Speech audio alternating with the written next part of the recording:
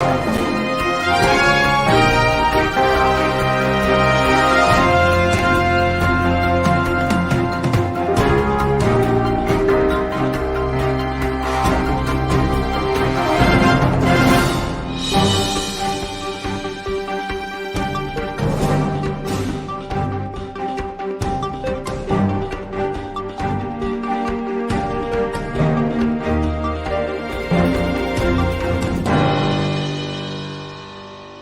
of you, how you guys doing today? I understand that some of you might be surprised that we came out early. Yes, yeah. We came out. We have to come out early today because I actually got the specific time wrong because 6 p.m. we have with our guest, and it's already 6 p.m. in Nigeria. In the UK it's 5 p.m. now. So I was actually looking at the time. In fact, I was thinking that it's going to be 6 p.m. in the UK. So it was a minute I get to understand that it's 6 p.m. in Nigeria. So our guest is going to be joining us soon. Today is going to be a little bit competitive for those of you that are going to be joining us today. Once I post out a link, you just need to come in on time. A lot of you will be asking, oh, we need to bring in the Labour Party National Chairman, Barrister Julius Abure. Yes, he's going to be joining us shortly, where we're going to be asking him some questions that we bring our minds down. Good morning, good afternoon, good evening to every one of you, my people. I appreciate you all. Thanks for your time with us today. I appreciate you all, Mommy, the Aspera, great mother. Thank you very much, Mommy. Thanks for all you do. I appreciate you always. Amaka Fojabi, I can see you right there already. Good evening to you, CXL. Thank you, Bejelu. Thank you very much. I appreciate you all. Press on the like button and let others know that we are here. A lot of people are going to be waiting for the normal 6 p.m. today, so definitely they are going to miss out on this broadcast. So that one will be my fault again, Maka Fujabi, thank you so much already for the super chat. I appreciate you. Thank you very much. But God bless you. Yes, we are going to be having our wonderful Labour Party National Chairman with us today. Remember the last time was here with us. He actually give us a lot of reason to continue to push on. So let's see what we're going to be hearing from him today. If that is going to boost our energy or boost our enthusiasm to do more. Thank you very much, Madam Bella Naomi. I can see right there. Good evening to you. Thanks for joining us. And I can see Nell James is right there with us as well. God bless you all, my people. Mr. Johnson Emmanuel is with us. Nikki Oko Ugo in the building. Mercy Ayo Efuru. Thank you, Mr. Johnson Emmanuel, and many others. Okay, Modia's Academy is right there with us. Thanks for joining us. Good evening to you, Madam Tusabi. And I can see King Akbasin. Thanks for joining us. Now God bless you, my people. We have Kenny Bondo. Thanks for joining us. God bless you. I'm not sure if I pronounced your name properly. Okay, a Hondo. Sorry, a Hondo. A Hondo. Oh, wow. It's not too easy like that. To pronounce last names is not very easy. All right. Then I have Ebuka John Oga. Thank you very much. Madam Patricia Tagujomi, thanks for joining us. Madam Helen, thank you very much. God bless you. I appreciate every one of you, my wonderful people. Then we have who again right there? Wabo Felix, thanks for joining us. Samson Scott Music, thank you. Voice of the Washman, thank you very much. God bless you all, my people. Yes, in case I didn't mention your name, it's not intentional. I want you to understand that I appreciate everybody on this platform equally. Now, God bless you, my people. So we are looking forward to hearing from our national chairman. But before that, I would like us to quickly recapitulate before he joins us on the video that he actually his statement, his speech, his press conference. He gave. Okay, unfortunately, sorry, I can't continue. I can still continue with that video, but our guest is already with us. While he gets ready to join the screen, I will still continue to play this video for now, just to hear what he have to say for the next 2 minutes. Thank you. End of the press. It is my honor this afternoon to welcome you all to the National Secretariat of Labour Party and to address you and Nigerians today on the outcome. Okay, I'm going to be posting out a link now. So for those of you that want to join the panel, remember that your camera is going to be turned on, so I'm posting out the link. Click on the link and join us here. Let's listen to this for now. Let me bring in our guest to see if he's ready. Thank you very much, Barrister Julius Abure, it's good to have you on the show, sir. Can you hear me? Yes, thank you so much for bringing me to the program tonight. Hello, we can't hear you. I'm hearing you clearly. Okay, sir. All right. Do you want me to give you some time to prepare?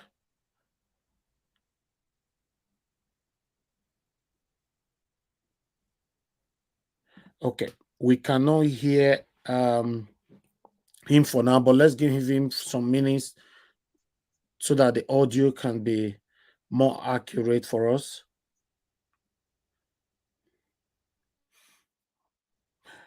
Thank you, my people. Mother Patricia, I can see already. I'll accept you soon, but we're just trying to sort out our national chairman for now. Okay, let me bring in Madam Patricia for now. For others, I guess a lot of people are going to miss out on this. People like CM, many others who requested, I think a lot of you, even Black Panther and all that, if you not miss out on this one today, it will be as it go get for now. Madam Patricia, it's good to have you here. Good evening to you, man. How are you doing today? Good evening, Mr. Elvis. Thank you very much. I'm grateful to be here. Please, I would like to just have my camera. What was it say? What do I say? Close for now, but I will open it now very Yes, soon. that's I fine. just want to Yes, come on with it. that's very fine. That's good. Thank you, ma'am. Thank you. Yeah. All right, my people, thank you very much. For those of you that I can see some call trying to join us, but your camera is not on and your mic is not on, so I can't really do anything for now. But before that, let us continue with this speech here for others to know that we're already on air. A lot of people are waiting for 6. I think I need to take a blame for that because I set it for 6, not knowing that 6 is the UK time, Nigeria time. Is 5 p.m. So it's currently 5 p.m. now in the UK. So I beg, make on go. If you can help me buy fuel on your car, go to house and knock on people's door. Tell them to come that we're already on air.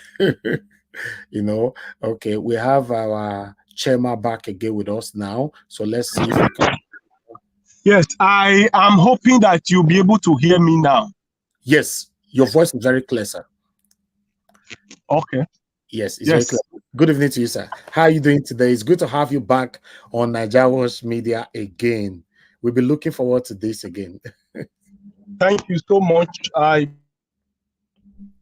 more on space this time. Yeah, I noticed.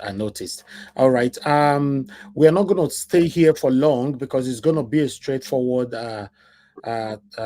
discussion because a lot of people on this platform since the last time you came in here, although they have requested for you to come back during the time of the waiting of the judiciary and all that, but I told them that you were very, very busy and you cannot really speak or say much because the case were right there in court. But now everything seems to be done now in court, and we are pending, especially the obedient. We are currently pending. We don't know what to do. We've not heard from you. We've not heard from our principal, Mr. Peter Obi. Although your press conference, I watched it, we played it here, we analyzed it here. But you coming here today to take 1 or 2 questions is going to be very, very important for us. Yes, thank you so much. Well, before the question, it's important for me to make some few comments. Okay, first, sir. I want to appreciate you for the good work that you've done over the years. Thank you, sir. Particularly this struggle to actualize the mandate of Peter Obi and the mandate of the Labour Party. And I must also put on record your financial contributions, your moral support all through this trying period. We went through the period of the electioneering, the court cases, and so on and so forth. I want to say clearly that I really, really appreciate it. I must also want to say clearly that I take inspiration from the book written by Nelson Mandela titled A Long Walk to Freedom. where he stated clearly that every step that we take leads us to our freedom. And so, taking inspiration from there, I want to say that every step we have taken in this struggle, including the court processes, leads us to our destination, leads us to the promised land. Obviously, we have learned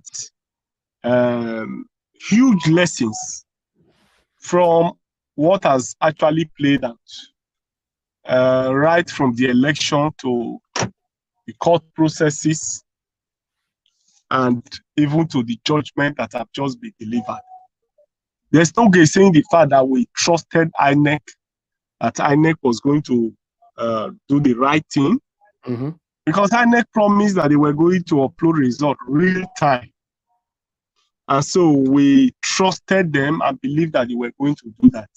Yeah. When that failed, we also believed that the judiciary, being the last hope of the common man, will also do the right thing.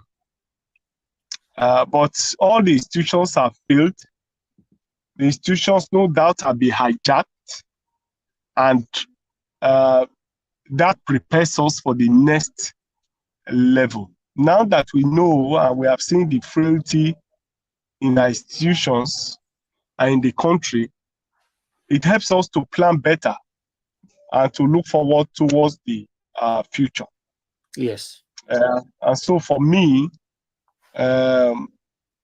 we must begin to strategize and begin to plan for the future. And I think that we need to expand the party. We need to sustain this momentum. Obviously, there is no likelihood that the country will be better. The country is even worse now. Okay. Took over. It is proposed that between now and December, inflationary rate is going to increase from is going to be at 30.27%. Yeah. Oh, workers are also out of jobs. Hunger is increasing. Unemployment has increased. So it's not likely that this government will do better. So Nigerians are most likely going to face a worst case situation. And I'm sure that we should be able to continue to mobilize our people, sustain this momentum. And I'm sure that at the end of the day, we will be able to effect the change and have a country that we desire. Thank you. Thank you very much, Barrister. I would like to, because there are so many questions that we might be passing today, because it's like a lot of us have been like be on pending, on standby, especially because we have not heard from our principal. Now that you are here, most of the questions that are supposed to be passed to Mr. Peter Obi, I believe all will be passed to you. You know, now that the Supreme Court, like you said, INEC failed us woefully, you know, issuing a certificate at 4 a.m. in the morning. Then we hoped on the judiciary, and the tribunal failed us. Then we went on, you know, as what we call our last hope, which was the Supreme Court. We went there and they failed us as well, dismissing everything. So at this particular moment now, Nigerians, most Nigerians, because as you know, 80%, if I'm not mistaken, statistically voted for Mr. Peter Obi. 80% of Nigerians all supported Mr. Peter Obi across the world. You know, now we are waiting. What is the way forward at this particular moment? Are we conceding, or are we not planning for 2027? There's a lot of pending questions that I think you should take us through today.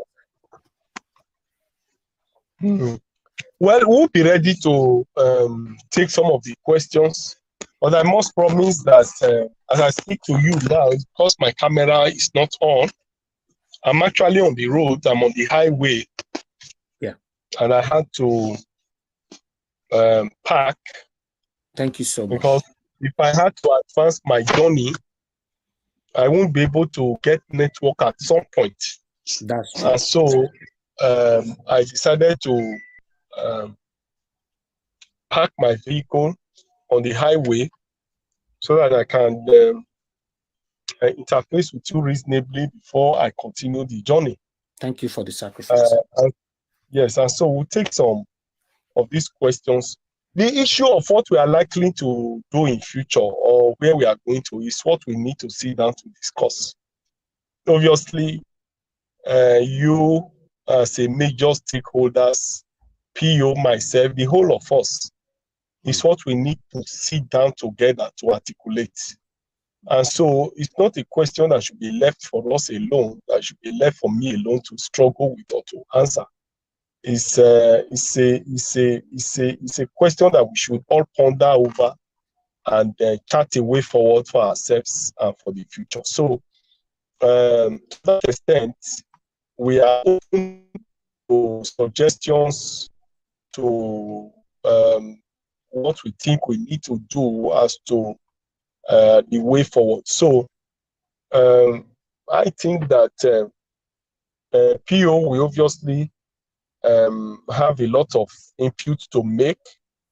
The obedient movement, the party, we all have to put all our thoughts together in order to be able to answer that questions as to which way forward. Okay. All right. Let me divert out from that for a little while. And I want to say, we put in a lot of effort to elect our lawmakers. I mean, Labour Party lawmakers, the senators and all that. With what we all have been passing through for the past couple of months, or let me say, since they were sworn in, these guys have not put in any effort, or we've not seen them saying anything or supporting our stand, for a better Nigeria. We're not hearing their voices in the House. I want to say, because on this particular one, I believe the question needs to come directly to you because you're the national chairman. What are you doing about the silence of our lawmakers, Labour Party lawmakers? Well,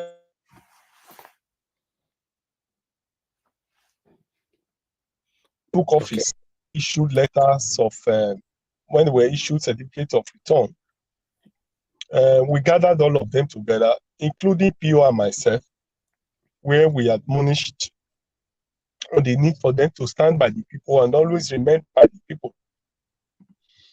From that time to now, we have had over 5 or 6, close to 10 engagements by way of dinner, by way of seminars, by way of workshop, by way of meetings, where we have constantly reminded them that they rode on the back of the people and that they must rise to the occasion and be with the people always.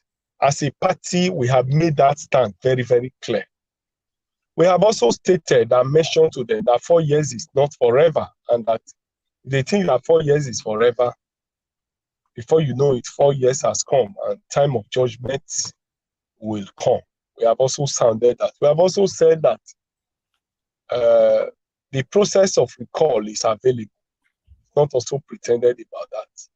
Yeah. We've not also pretended about the fact that if any of them think of going to any other political party, the provisions of the law are also there. So we've said all of this, and they are sufficiently mobilized and educated. But one of the reasons they have given for, how do I put it now, for their silence, yeah, is that they have cases in court. All of them have cases in court? Have charged, practically all of them. Oh. Some of them have as much as 2-3 cases in court challenging their election. Oh. And so they have been grappling with that, they are struggling with it. And so some of them are trying to be careful, let it not look as if they will be thrown out of the place. So they have explained that to us on the side. That is one of the reasons why they are diplomatic. And so, but all those cases will be over within the next 2-3 weeks. And I am sure that probably, I'm not holding brief for them anyway, but I'm sure that some of them, if not most of them, will be able to get out of their shares and identify with the people. We will not rest on our oars, but we continue to mobilize them to do the right thing. We'll continue to put them on the spot. I'm sure that you saw my statement on the issue of procurement of vehicles for them. Exactly. I came out openly to say that they should reject it. I came out openly to say that they should condemn it. I came out openly to say that it was wasteful and that it was necessary at this point.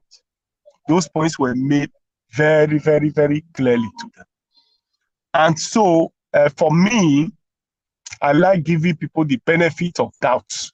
Yeah. So, since they have said they have cases in court, which I'm aware of, I'm aware that they had cases. All of them had as much as 2-3 cases in court. Some are on appeal, some have been concluded just this week, and so on and so forth. So, let us hope that they will speak up after these their court cases. It's one of the reasons they have given for their silence. Oh, wow. Yes. Okay. Thank you very much, Barrister Julius Abure. I want you to understand that, you know, every videos or everywhere you appear, we played all your videos here and we analyze it. So we are following you back to back. I want you to know that, you know. So I hope I have not goofed. No. We are very proud of you, sir. No. Nothing like that at all. I am a fighter. I'm committed to this cause. I have told people that money is not what is driving me into this cause. It's a cause I have elected to pursue. And I want to assure you that I remain committed. I have put my hands on the plow and I will definitely not look back. That is why you see that the government is fighting us from all sides. They try to create factions in the party. They try to get people to fight us. They try to get the police to fight us. They try to use the judiciary to fight us. But God has been helping us so far. And for me, it's a cause that we need to fight. And I want to assure you that I'm committed to this. We'll continue to make sacrifice to keep this flag flying. I must say clearly that the battle for a new Nigeria has just begun. And not until that battle is won, I will not rest on my horse. Okay. Irrespective of what may be the challenge. The most important part that we all are actually waiting for at this particular moment, before I will start taking calls, because I would like to take at least 5 calls before we let you go. The part that most Nigerians, especially Nigerians in diaspora at this particular moment is waiting for is, you know, we want to hear from our principal. Like that's what I started with from this broadcast. You know, if we should move on, if we should be preparing for 2027 and all that. So do you think that Mr. Peter Obi will be coming out anytime soon to address us? Yes, obviously. Now that it's a major sources of concern, yes, I think I need to take up that responsibility with him and agree on when to speak. I have decided that I'm going to take the lead of engaging our people on Twitter Spaces and all other spaces. I just told my PA that we can be doing 2 times a week, probably Monday and Friday, or Tuesdays and Saturday. I'll work it out because we need to reach out to our people so that they don't remain disillusioned. Given the fact that we need to sustain this momentum, we need to sustain it. Though I know that from now to 4 years' time is quite a long time. Yeah. But it's a momentum we need to keep and sustain. so that we can, like I said, the journey for a new country, for a new Nigeria has just started.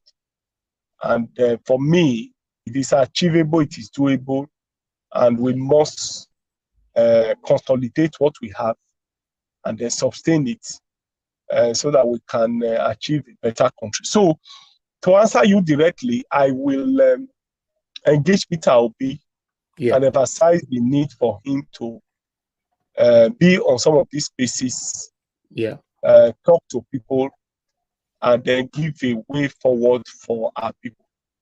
But I think, as a party man, that we need to expand this party, make it stronger, embark on political education. We must sustain the continuous mobilization of our people from place to place. We must organize conferences, seminars, workshops. We must sustain the struggle. We must agitate for constitutional review, constitutional reform. We must agitate and pursue the reform of the electoral system, reform of the judiciary, name it, all aspects that has to do with electionary and so on. We need to embark on massive political mobilization for whatever purpose, whether for now or for the future. Mobilization and expansion of the party is key. There is the need for us to be united in the party. Luckily, it's a veritable platform that we can use. And some of us are still available to pilot their affairs in that platform. And I'm sure that with our presence there, we'll be able to sustain massive political education and mobilization of people. So that for whatever we want to, whatever cause we want to chart for ourselves, we'll be able to have the platform and have people that can do it for us. All right. Thank you very much, sir. I would like to take just one or two questions so that we can let you go in the maximum the next 5 minutes. Madam Patricia, thank you very much for your time with us. Please, do you have any questions for our chairman? Yeah, I do. Thank you. Right. Mr. Julius, thank you so much for honoring our invitation to come and clear the air, because most of us here we've been like we're a little bit now put on a hold, not knowing which direction to turn. So I want to appreciate you for coming, taking our time to clarify that, to give us the way forward, the map, the roadmap. And I think you've actually addressed every question that we've been raising here, and I'm grateful for your time. Yes, you mentioned that you're going to be we're going to be addressing the Constitution itself. Would there be any way? Is this in the agenda to call for what's it called? Is it the decentralization of the revenue coming from the state? Is there any way we can go back to? Is it in the agenda of LP for we to go back to the regional settings? Well, like I said, we need massive political education to be able to achieve whatever we want to achieve. A lot of our people are poor, a lot of them are hungry, a lot of them too are uneducated. And all of these have a way of impacting on our political life. You just raised an aspect which has to do with revenue allocation, revenue sharing, and the rest of it. But you see, the most important thing is for us to address the issue of leadership. I have often heard the opinion that our laws are reasonably okay, but for those people who operate it, so, and I have also advocated that the numerous challenges we have in the country is as a result of poor leadership. And so for me, it is most credible and most important to address those key issues which has to do with mainly electoral reform. Because once you are able to have the processes that will make credible leaders to emerge, majority of our problems will be solved. If you have the right, the round hole in a round peg, or a round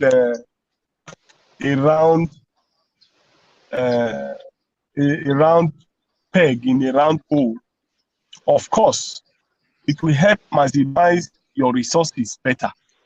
Even the few resources we have not managed it properly and managed them well. So for me, it's not about even revenue allocation and distribution. You may only just go and arrange it, and then you create room for other people to enrich even themselves. So it's not even about distribution, it's about the leadership.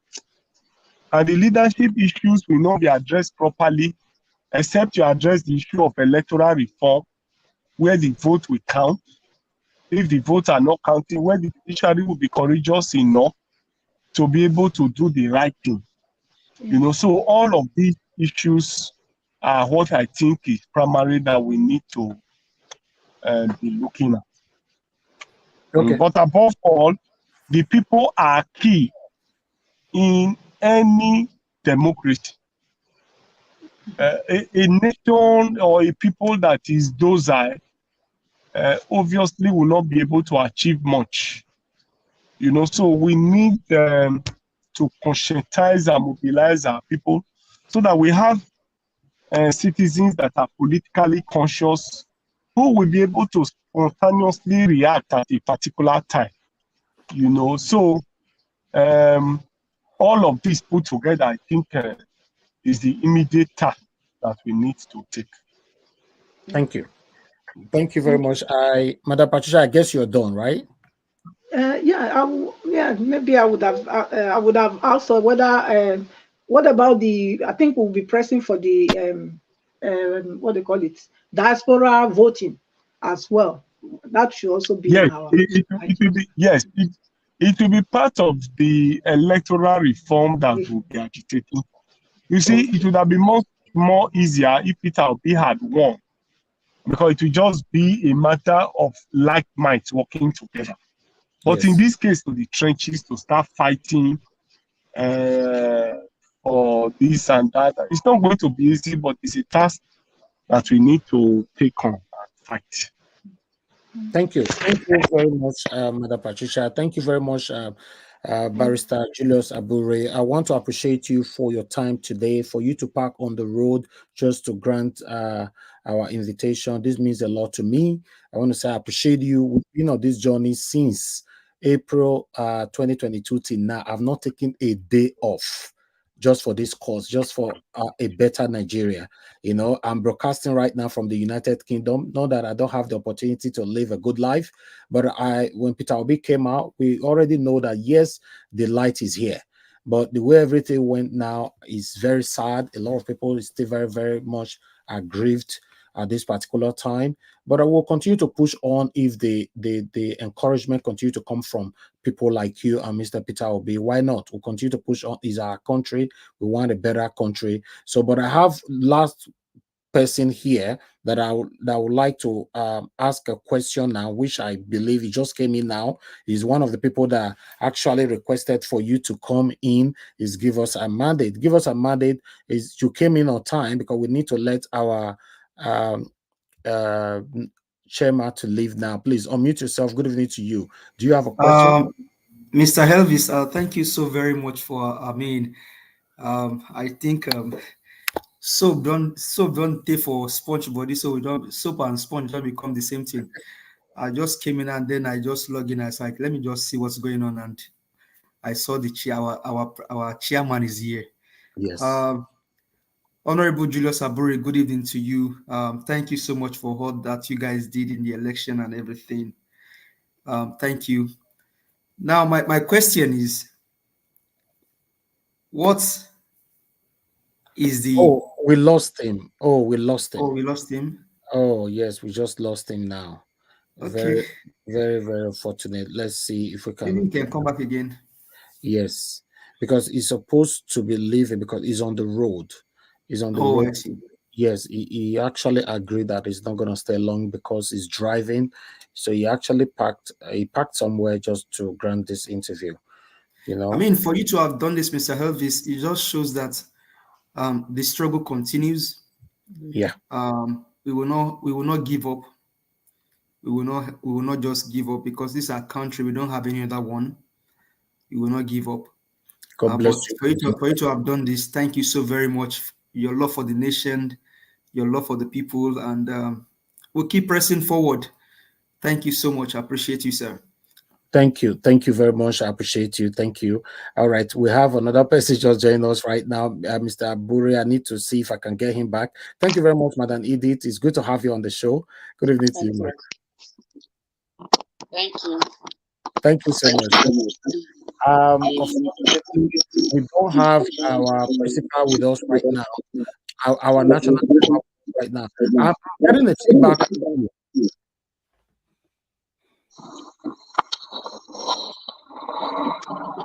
Hello, madam, can you hear me? Hello? Yeah, I didn't hear you. Okay, yeah, because I was hearing my voice back again. Are you watching us from somewhere? No, I'm in my office and then Okay, that's fine. Were you watching us from the beginning? yeah, I was trying to I was using my laptop, but maybe she need to mute the YouTube and then allow StreamYard to continue. Yeah, we are hearing the feedback from you. Okay. What is going to happen, guys? We need to come back again. Let's end the show. We are coming back again in the next 1 hour so that we can talk about all this together. I think everybody will be ready at that time. Is that okay? Yeah, that's fine. I mean, we can come back and then debrief on this. I'll go back and listen to this YouTube, this one that you just had now. Yes. But thank you, Mr. Elvis. I mean, thank you so much for what that you do. Thank you. You are truly a man of your word. Thank you so much. Okay, no, we have our chairman back now, so we are not leaving. Okay. Good. All right. Thank you very much, Barrister. It's good to have you back again. Can you hear me now? Can you hear me, sir? Yes, can you hear me now? Yes, you are good. You are good. Thank you. Can you hear me now? For coming back. Yes, we can hear you. Oh, Nigerian network. You see, this is one of the things we're fighting for now. Okay. So you can hear me now, sir? Yes. You can hear me and see me? Yes, I think I can. Yes, I can hear you clearly. Yes, we can see you. I can see you're driving. Yes. Okay. Let's pass the question quickly so that we can let you go. Okay. Give us a minute. Go ahead with your question again. Thank you. Okay. Yeah. Thank you very much. Can you see me? Yes, sir. We can see you. Oh, it's slow. The response is slow. Okay. Hold on. So should we go ahead? But I can hear you clearly. Yeah, we can hear you as well. But I can hear you clearly. Do you want us to go ahead with the question?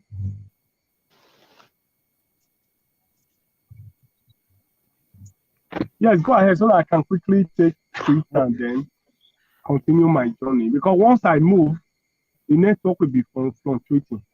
Okay. Go ahead. Give us a mandate. Thank you. Yeah, thank you very much, Chairman. I can hear you clearly. Yeah, thank you so much, Chairman Abure.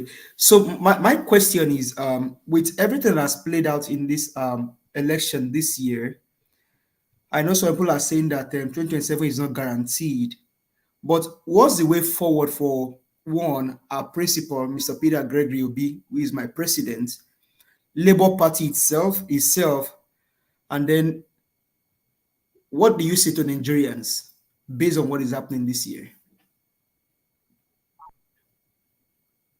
Well, like I said before, I just mentioned here that I take inspiration from the book written by Nelson Mandela in his book, A Long Walk to Freedom, where he said that every step that he's taking leads to their freedom. And so for me, every step we have taken so far leads us to taking back our country and taking back Nigeria. And so even the judgment itself, what INEC has done, everything put together is a step towards our reclaiming the country. And therefore, for me, I'm not discouraged. I'm sure that PO2 is not discouraged. I'm sure that very shortly, PO will come out openly to give a direction as to what he thinks we need to do next. Okay. For us as a party, we are advocating that we should expand the party, grow the party, and then back on expansion of the party and play the role of opposition effectively. Because Awolowo also taught us that the soul of democracy is opposition. If there's no virile, strong, and vibrant opposition political party, then of course there won't be democracy. And so for us, we will sustain this momentum. We'll play our role as opposition very strongly. We will interrogate every government policy. Where they have done well, we commend them. Where they have done badly, we condemn it and give solutions to those problems. And then mobilize our people, conscientize them for future engagements. And so for me as a party, we are committed to expanding the party and they play the role of opposition and then mobilize the people for other future engagements. Edo election is around the corner, Ondo is also around the corner. We can also work proactively to see if we can win some of those states. And I'm sure that if we're able to win more states for Labour Party, it's also a step towards realization of a better Nigeria. As you can see, the one governor that we have in Abia is already performing very well. Exactly. And if we have a couple of them like that, I'm sure it will be a right step in the right direction. APC today started as only one political party. One political party. One state. APC started with one state, Lagos, and it started to spread. And today, whether rightly or wrongly, whether dubiously or criminally, they are in office today. So I think we should not be discouraged. I think we should grow the party, make it stronger, get more people to register in the party, get more people to participate in the party, and expand the party. I'm sure it will be a basis for future engagements. Thank you. Mr. Elvis, sorry, can I ask a follow-up question, please? No, Ibodi needs to go. We have other people here. He needs to go, because of time. Go ahead quickly, if you make that brief. Yeah, so my follow-up question will be that with what these people are doing now, based on the selection of the INEC electoral commissioners in the different states now, putting people in place for the coming election, do you think we still have hope in the electoral process? Should Mahmoud Yakub even there? Do you think there's still hope, sir? And also, how often do you want to come out and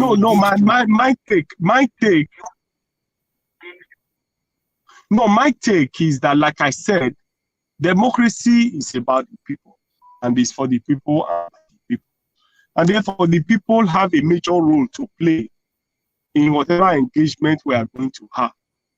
And that's why if you listen to me carefully, I've said clearly that we are going to embark on conscientization of the people, political education, and massively mobilize them towards future engagement. Part of those future engagements will involve reform in all our processes, reform of our institutions, reform in our laws, the electoral act, the constitution, reform of our own institution. And I'm sure that if we're able to mobilize the people properly and we have a full force engagement with the system, we'll be able to achieve a lot.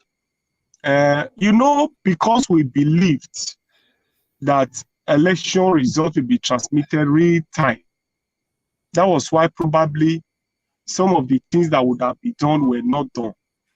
And this is not the first time we'll be engaging the system in an election.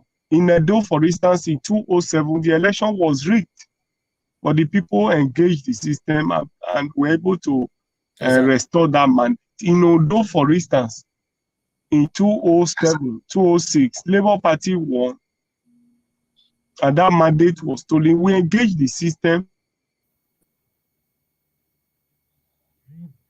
Oh, I think we lost him again. Okay. Is that, yes, if I can say, because he said it's on the way, and we know the way Nigeria is. Yeah. So, and then I think we should suggest maybe we replay the whole thing so everybody can see, because he answered everything already. You answered almost everything already. Yeah. Everything, yes. Okay. Yes. It's because that some of you just joined us right now. Unfortunately, we lost him again. Mr. Abure, if you can hear me, I think we can. We are okay with this. You've answered almost all the questions that we've requested for. Yes, we finally lost him, but he might come back again. But fortunately, we have two people here that are supposed to pass a question. We have Madam Edith, we have Tunaja, but unfortunately, he already said that he's not going to stay this long. We're already here now for 50 minutes. So we never thought that we were going to be here for this long, but nevertheless, let me quickly hear from Tunaja. Tunaja, it's good to have you on the show. It's been a while. Good evening to you, sir. Yeah, greetings. This is Naija Watch, and also, although I'm also a national chairman, you can pass the question to me. National chairman, Naija Watch Media. on coming in, hearing what he was saying, I think he was saying some of the things I've always been asking for, and I agree with them. The areas I've not necessarily heard of is the one I wanted to ask him about, holding the government accountable on what they promised Nigerians, especially on the security front. They've not made any move at all to fulfill the promise that they made at Chatham House. But I agree that the Labour Party needs to grow. Tunaja, you are lucky we have him back. Just pass your question now, and so that thank you very much, sir. It's good to have you back again. Can you hear me now? Yes, the network is horrible because we're on the road. Okay, this is the last question. Then we'll let you go. Tunaja, please go ahead. Pass your question. Yeah. Greetings. This in Abure. I'm glad I'm able to ask this question, and I've heard what you are saying, and I agree with most of it, because you were talking about how the Labour Party can expand and govern properly. There are two areas I want to highlight that I would like your answer on. It's regarding holding the government accountable on the promises that they've made to the Nigerian people, especially on the security front, which has a lot of implication. Security is depressing the Nigerian economy by more than 10%. If we take the GDP into account, we're looking at about $50 billion worth of loss that we are suffering every year, not to mention the actual loss of life that we are suffering. And somebody needs to hold them accountable on that. And then there is also the aspect of governance that you are saying the Labour Party needs to engage in.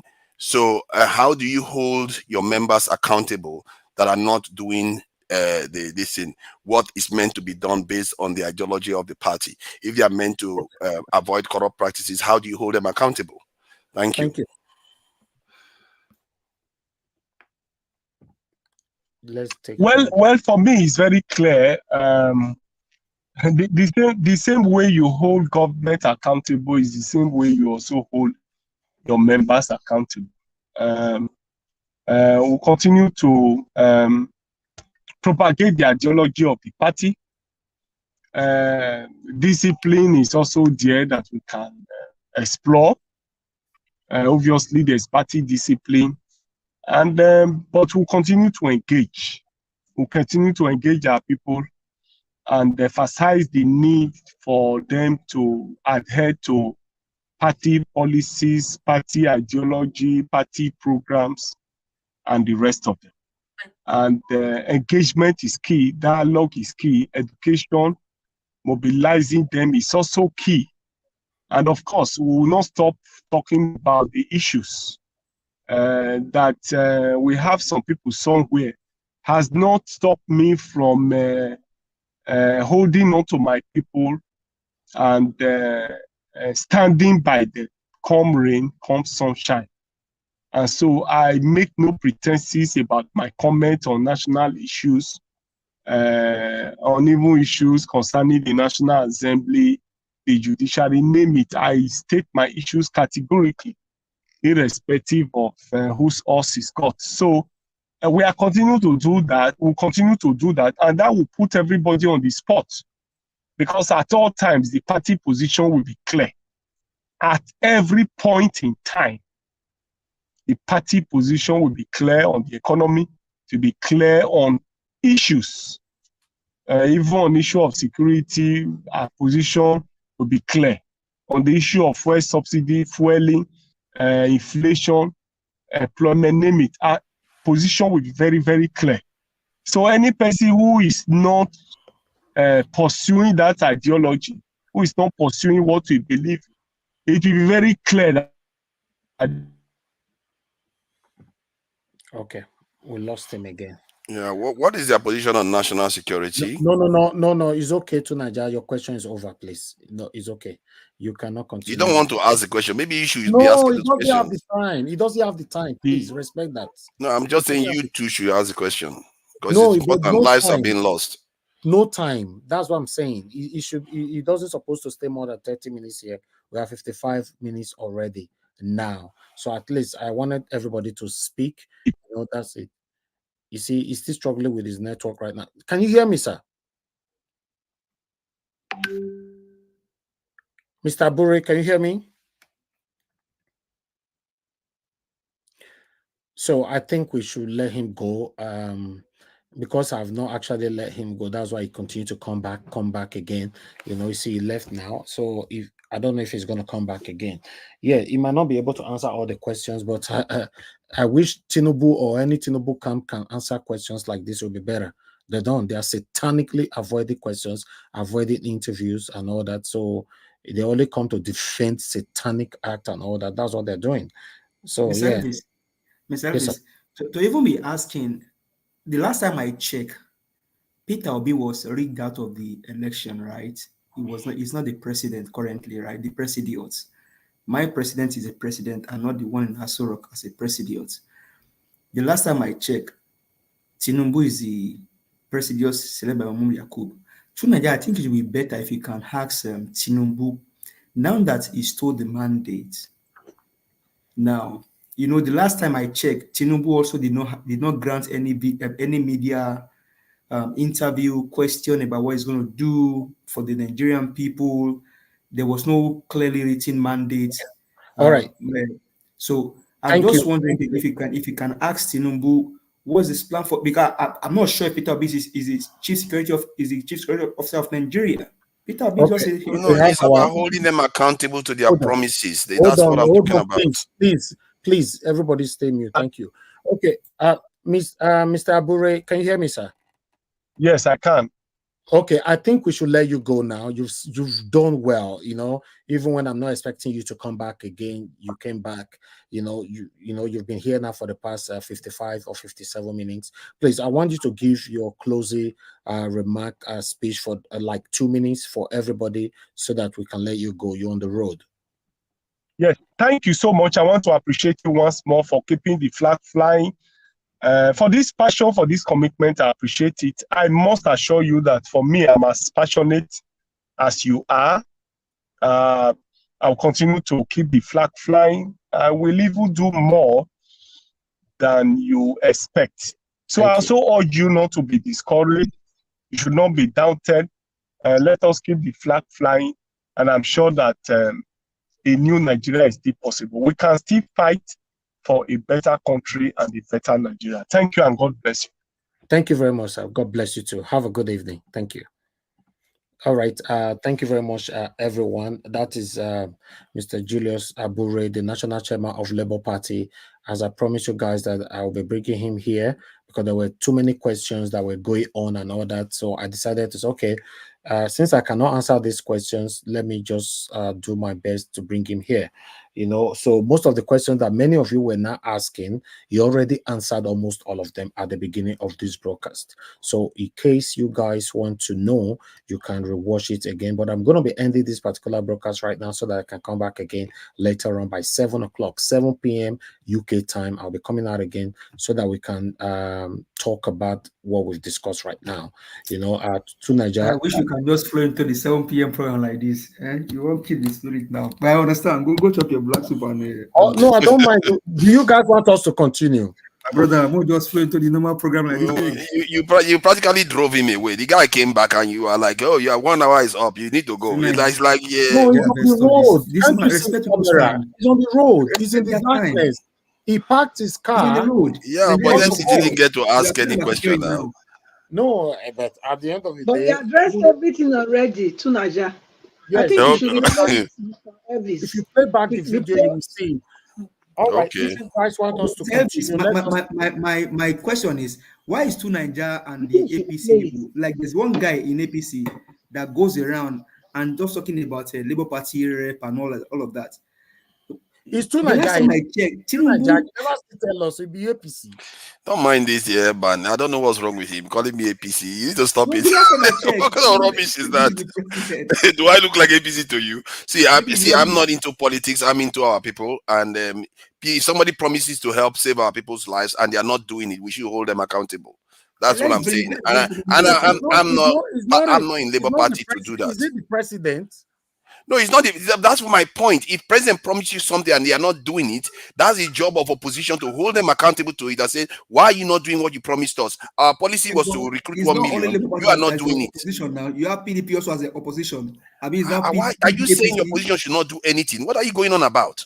We are not saying that. Who cares about PDP? We are not saying that. What we are saying is the last time I checked, Tinubu is the president of Nigeria, and he wants to buy. And that's why we should hold him accountable. That's why we should hold him. That's what I'm saying. But how do you want us to hold him accountable? The Labour Party has the vehicle. That's my point. That's why I'm asking Abure. They have the vehicle. They are a Labour Party that has won at least 6 million votes. Let me finish my point now. They've won at least 6 million votes, and they have a connection with the Labour organizations in Nigeria. This is a very powerful party. Labour Party is a powerful party. They can make them. You see, Nigeria Watch knows in Nigeria, in UK, Labour Party has connection with the unions and all the rest. The same thing happens in Nigeria too. So they have power to hold the government accountable.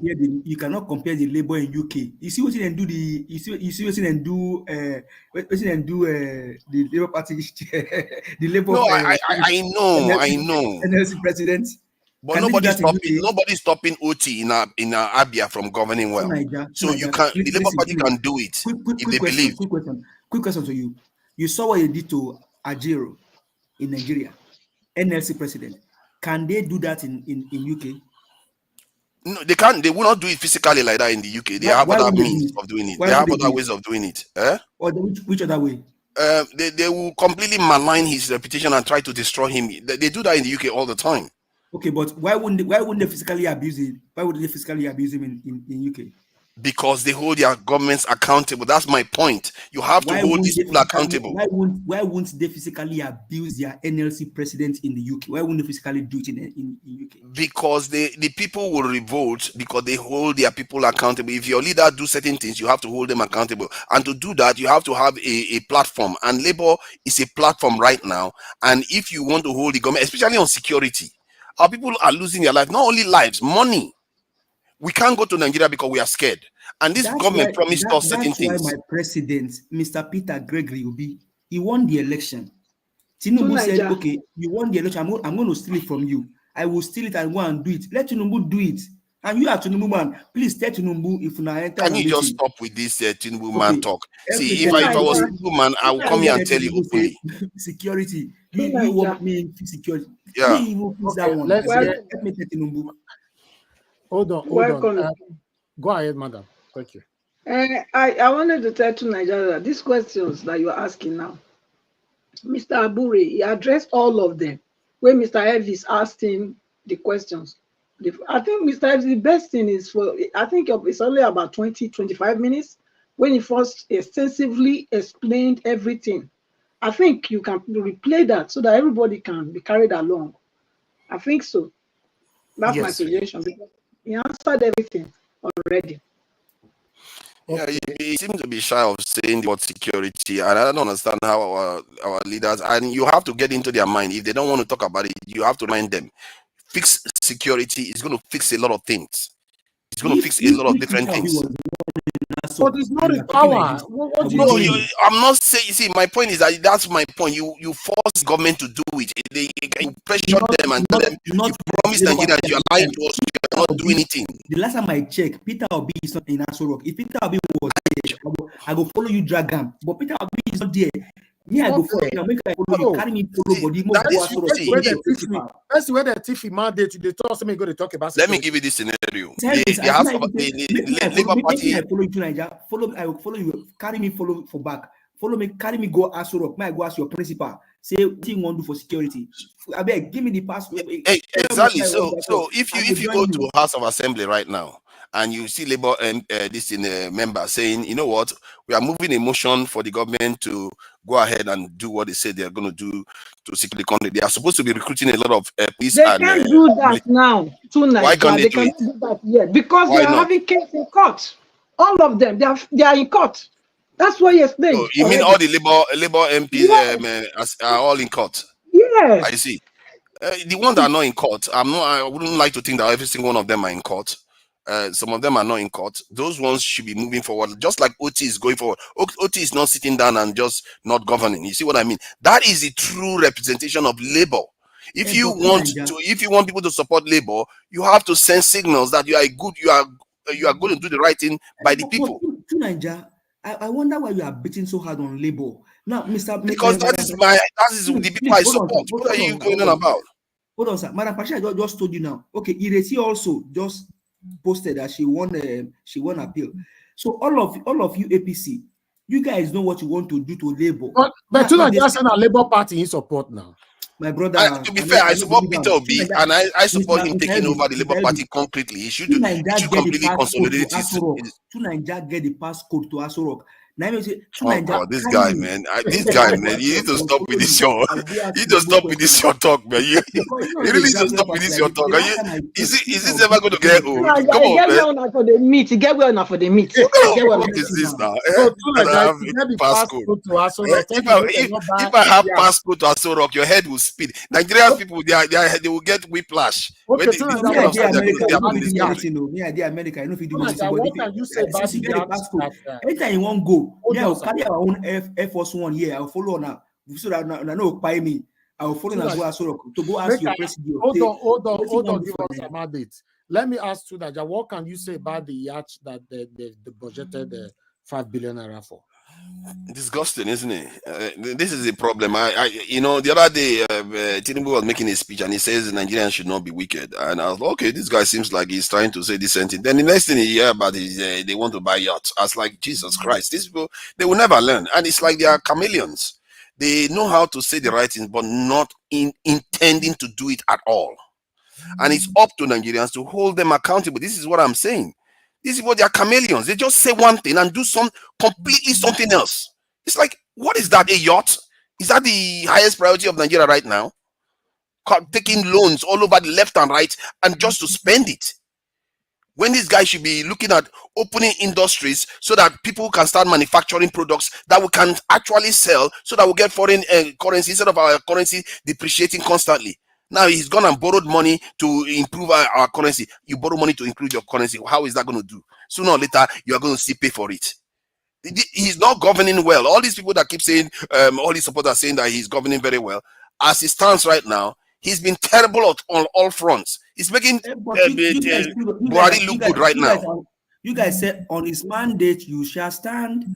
You guys, come on, man. You really need to stop. See, you really need to stop this nonsense, man. Get move on from this, man. Come on. Okay, if I was APC, and I have access to Aso Rock, on his mandate, you shall sit. Nigeria will have a flash. Stand, Bola, on your mandate, Bola, on your yard, stand, Bola. See, all right, let me this is the worst ever. You need to shy away. Now for one man go to where move. Now they want for the talk. You know what I find out today? In my state, this is so sad to say. Then they chop human being. Then they chop human being meat. They bomb police. They chop the meat. This is the worst ever. On your mandate, we shall Bola. On your mandate, Bola. Never sit down for your judge. Don't worry. All right. Yeah, terrible, right. Man. Let me take some calls since you guys said we should continue with this broadcast. I beg, let me Madam Edith speak. So that Madam Edith, no verse. I beg, don't be offended. No. I'll come to Madam Edith now after this call. Certainly, I'll come to her. Thank you very much, sir, for calling in. Good evening to you, sir. Talk to us. Thank you, Mr. Niger Watch, and good evening.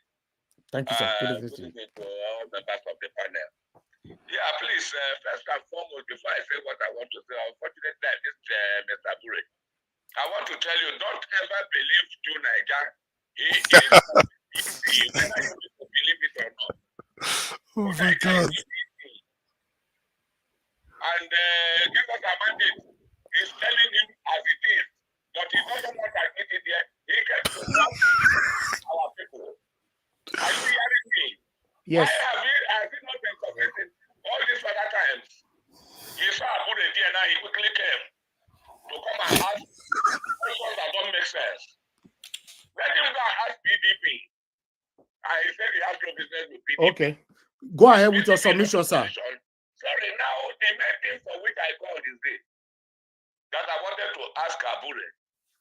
In all this that has been happening, I've not been hearing about Tati Ahmed. Are they carrying him along or not? Okay. Because he is supposed to be by Lubi anytime we are talking. And then, secondly, we want to know the way he's speaking. Is he saying Nigeria should carry on until the next 4 years? No, you didn't watch the video from the beginning, sir. If you watch it, that question, you already answered it, sir. Okay, good. I just came in. I didn't know you were on. When I saw it, I quickly rushed back, but I wanted to hear what he's saying. The point, I needed to talk, but I don't know the exact time. Yes. The space in between time. Yes. I didn't go there. You already answered all that questions. Exactly where you people are now before I started calling. But the point is, if he has answered that, then beautiful. The one good thing I will want to say is this: they should please, in whatever they are doing, let them carry that along. They should not leave him behind. Excuse me, sir. Nobody, that Ahmed is not a baby that anybody's leaving behind. The way you are saying it looks like. I want to believe so. That nobody's a baby. I'm not hearing much of him. That's why I said what I said. It might be a personal choice, but you can't say leave behind. Like he wanted to say, I can't say you know. I don't know. I'm just speaking my mind. Okay. Sir. So that was one of the questions. And again, I want them to consider this issue of the international court, the Court of Justice in The Hague. I want them to consider it in case nothing happens in Nigeria. If all the supporters of Obi can go to The Hague, I know we will get results. Please, I want them to consider this. Anytime you have the opportunity to make any suggestion to them, please ask them. If they want all of us to sign signatures to say yes, we don't want the man there now, we will do it. And I think The Hague will call the attention. We have lawyers, This man is there. What's his name again? What's our man's name again? Barrister. Is that Osekome, right? Okay, Michael and then, Osekome, yeah. People like this other man who said the case can be handled. Okay, round up, sir. Round up, sir. Yeah, so if we can get such people and see if that option, any option in Nigeria cannot work, we try the Hague. That's what I want to suggest. Thank you, sir. Thank you very much. And God will help us, yes. Thank you, sir. Thank you. Okay, I would like Madam Edith, if you're available now to speak to us. Thank you very much for your wonderful patience. Please talk to us. Unfortunately, that you could not pass your. Please unmute yourself. You know, you could not pass. Hello, everyone. We're in the morning. Okay, so I think afternoon over there, right? Good afternoon, evening. You know, for some days now, about 3 days ago, I saw that video that Dr. David also posted of the 18-seater bus that had crashed with that what do we call it? Gas, the tanker, something like that, yeah. And people were on the floor, as in, like, that day I was, you know, just listening to everybody. In fact, I cried to the extent I was having headache because, you know, there is someone on the ground. The person wasn't dead. And those people just crossed those dead bodies to go get gas. I mean, the fuel. You know, it was so heartbreaking and I couldn't, like, stand it. You know, I had to even download it and put it on Facebook. That so our country is as bad as this these days. I mean, no sympathy, no human feelings, nothing. So I have been wondering, like, I know it was as a result of the bad road. Then the point is this. So what the priority of Tinubu is to go and buy yacht so that he can show up as what? I don't know if that man actually need that thing that he went there to buy. So the soul of the people is no more of value to, I mean, so little kids can actually cross dead body to go and, get food just because of hunger in the land. I couldn't, hold myself for throughout that day. I wasn't myself. I tried to pick up myself since yesterday, and I was busy with work yesterday. I couldn't, I didn't pay attention to whatever you guys did yesterday. I have not been able to replay as well. But, I want to say thank you for bringing the party chairman, to talk to us. I know that most of the question I will have asked is been answered as well, because I wanted to ask why we haven't heard from our president, Peter Obi. Okay, and then we are not hearing from our vice president as well. It's part of my question as well, and I know maybe when I play it later, I should be able to get the response from him. But I just want to say thank you guys for being there, and thank you so much. Keep our hope alive and keep, there is nothing. The Bible says prayer is the key, right? We'll keep praying no matter what. If whether good or bad, we cannot stop praying. It's just one thing. They say pray without ceasing. In those days it was the Christians that go out to evangelize, but these days the demons, even they are doing more evangelism more than the Christians, because they are on the streets. Something happened. I remember synagogue church when they have that clashes. Do you know that the Muslims were out there preaching against him? And these days you still see, I heard it some days back, that the Muslims, they are out there preaching, So no matter what, we'll still be talking. Why are we talking? Because we need our voice to be heard. And You know, talking about Nigerians, there is something that, you know, that is happening in Nigeria. It's not physical, it's beyond physical. And it is no other person than Tinubu. You think it is these people that call themselves lawyers that go out there to defend a forger? It's not your clear eye. I mean, if you guys remember when Tinubu traveled, he came back when his tummy was like a snake that swallowed, you know, something. You know, he's actually using the India, what is this, voodoo or something on people. That's why you see Nigerians are silent. It's being blown on the air, so people will not talk. Except we intercede for our people. You know, we can talk because we are not under his influence. So I just want to say, in any way we can pray, but in all your prayers, let's put in our family in prayers, and so Thank that God will touch their heart, so He can at least provide for the masses to survive, because this is getting too much. Until God will show us the way out, you know, of wilderness. Because right now I can say, you know, God will take us out there. I just want to say thank you, Mr. Elvis. Thank you, guys. Have a nice one. I'm still here. Thank you, madam. Yeah. Thank you so much. Thank you. Okay, I have to mute. Okay, thank you. Thank you for your submission. I appreciate every one of you, my wonderful people. Thank you so much. Okay, before we move on, you know, I would like everybody on the panel to speak first before I play a video. You know, I believe we have Mr. Jonathan Kingsley with us. Mr. Jonathan Kingsley, good evening to you, sir. You missed out on your question. Mr. Jonathan Kingsley, are you there? Okay, it looks like you're not available right now. Okay, that's fine. All right, my people, I appreciate you all. Let me quickly play this video here. You know, then we take our guys here. You know, can you hear me? You know me say anything. Share a live discussion, is it? Good evening, everybody. Yes, Good it's evening, live. sir.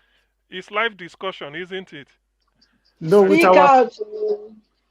I saw it now. You said live discussion with Barrister Abure, Labour Party chairman. and I don't talk finish. You don't go now. Maybe 6 p.m. you talk. It cannot be, John. I pull my leg. No, Okay, 6 p.m. Nigeria time. Okay, what is it?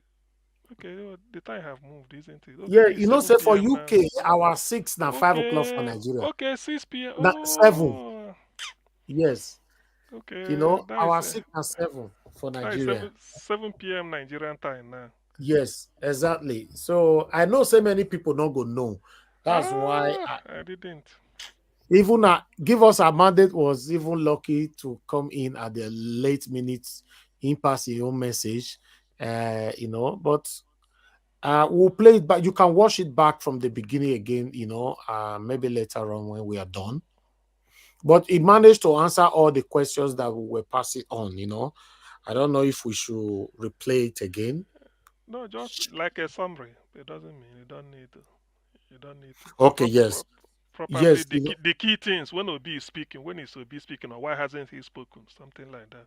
yes, exactly. So he said Peter Obi will be coming out soon to talk to us, and he's going to make sure they speed everything, especially with this continuous request from us and others. So Mr. Peter Obi will be coming out soon to speak to us, you know. And I also asked him about what is the way forward. Should we just concede to this defeat or prepare for 2027? And he could not answer that. He said that question will be better for Mr. Peter Obi. So yes. And there are so many other questions that people passed to him here. So he managed to answer all. So but the major thing was that for Peter Obi to speak to us, which is he said Mr. Peter Obi will be doing that anytime soon. So that's why we normally tell people to stick to our media, our platform, or any platform you know you belong to, you know, that can showcase things like this. Be close, because this kind of notification, if you are not there, you missed out on your questions. That's the thing. So Mr. Peter Obi will be coming to one of our platforms to speak. So for me, I will see if I can push if it can happen on our own again. If Mr. Peter Obi can speak to all obedience through here, or I don't know, but he mentioned that today as well. So I'll see if we can push that as well, if it can happen through here. Okay, Abure on his own. I know what we read, although I don't believe it. All this running battle of Abure is not in charge of Labour Party. It has gone down to. I don't think that is true No, anymore. no, he's not fully in charge. Okay, yeah, so that's okay. Yeah, and we also asked him about the silence of these elected lawmakers in the National Assembly. Yes, yes, yes. Yes. So he answered that one well by saying that you know, almost all of them have cases in court that APC are trying to remove them, you know, remove all of them and all that, So that's my own digestion anyway. So that all of them have case in court, but between 2-3 weeks from now, all their cases will be over. So they will get proper stabilization. They will be able to speak. But for now, that is what they are facing. So these are deliberate. Okay. Is there anything I would have? Maybe let me see. Maybe pen. It Can I depends. also Now, add? now for Edo State, because I know that is the sorry. I know Edo, Imo, and Kogi. So for Edo State, that is from where Julius Abure comes from.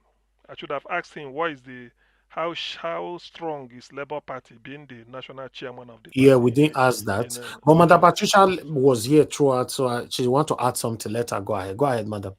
okay.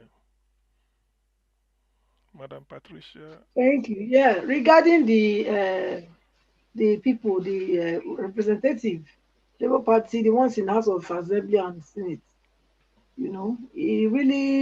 he explained exactly in detail why they are so quiet and so, docile. It seems they are docile at the moment.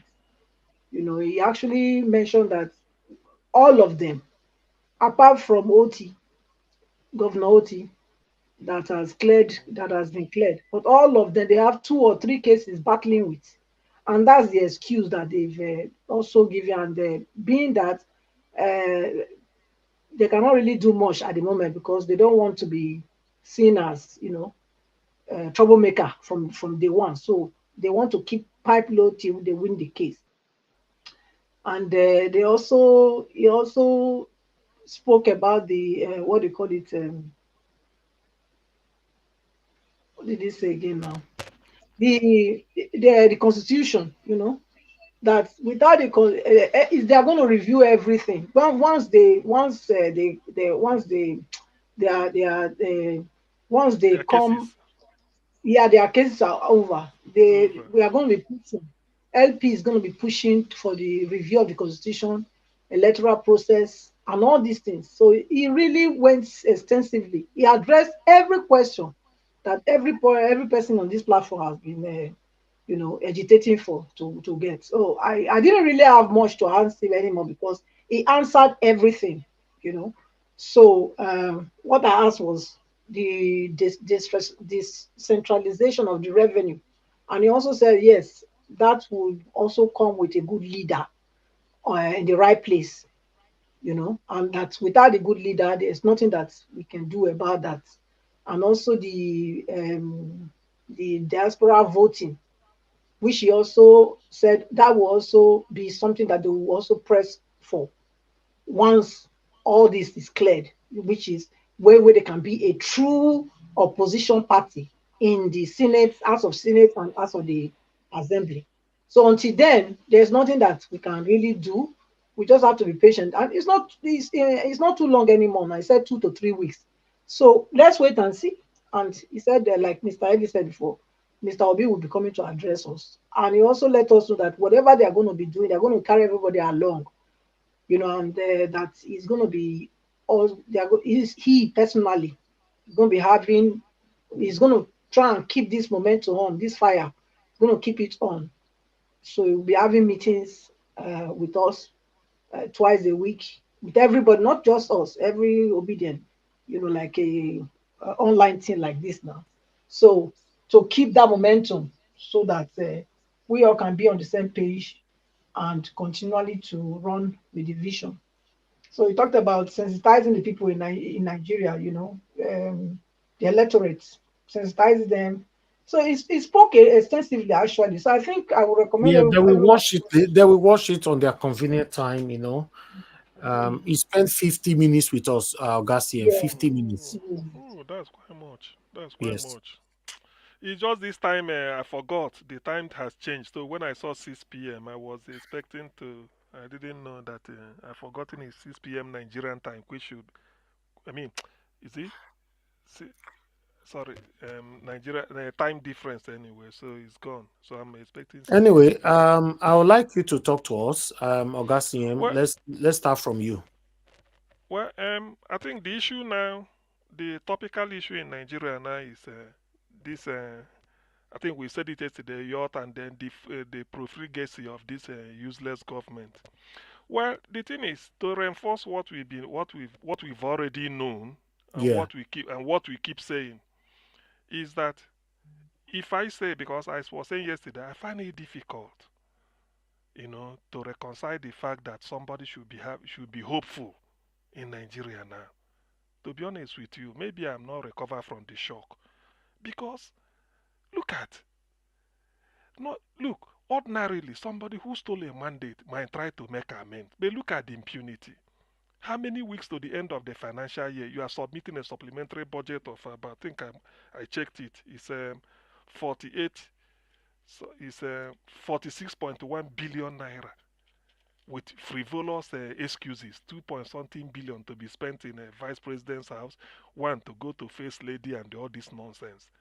Not if nobody's there's nothing there's no plan for power generation, no plan for insecurity at all, no plan for the welfare of the people in terms of infrastructure to keep things in order. Nothing at all. All these things were silent. All that they are talking of is just to ingratiate themselves in power, embezzle money. And where is this money coming from? You know, borrowed money. When you borrow money, then you go and throw around. But let me now say this as a my personal sort of my personal annoyance with this idea that senators and House of Reps are going to be riding on cars that are 160 billion naira. You see, the essence of being in the Senate or House of Reps is to represent your people or people living in your constituency or so. Whatever you are going to say, it's like you are an advocate. What you are interested is on one side. You want to defend them. You want to defend. If there's an industry that want to close down in your country, you go and lobby. Say, look, keep it open. If there's a hospital, that's the way they do it in UK.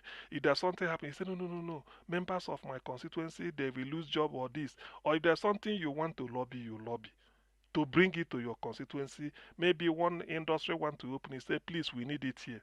You lobby because you are there to speak for them. Against this background, there's a senator called Ifeanyi Oba. I have to call him out, representing me anyway, Anambra South, in Nnewi, where Innocent, the car manufacturer, is. Why didn't this chap stand up at the Senate and say, look, fellow senators or distinguished senators, please, this card, even if since we need it desperately or that we must buy it, let us buy from let us buy it from let us buy made in Nigeria. In my constituent, we have a car manufacturer, Innocent. He makes good cars. I know you just have to market it, say whatever. At least, even after saying it, in the end, you didn't succeed. People might say, well, you're a fighter because one out of 109 senators, maybe they threw you out. But you did never said anything. Then how then do you feel? I'm just making a general statement. How then do you feel you will come down to Newe and be driving an expensive car when about 100 meters away from you there is a car manufacturing plant. They are manufacturing almost the same type of car, and you bought this for 160 million. You see how insensitive people are. And what I just said now goes also to the senators representing Lagos State. They should have also stood up to say, look, in our state or wherever, what the people we are representing, we have a car manufacturing company called Nord or whatever. Let us buy from them, because by doing that, that's what we are bringing.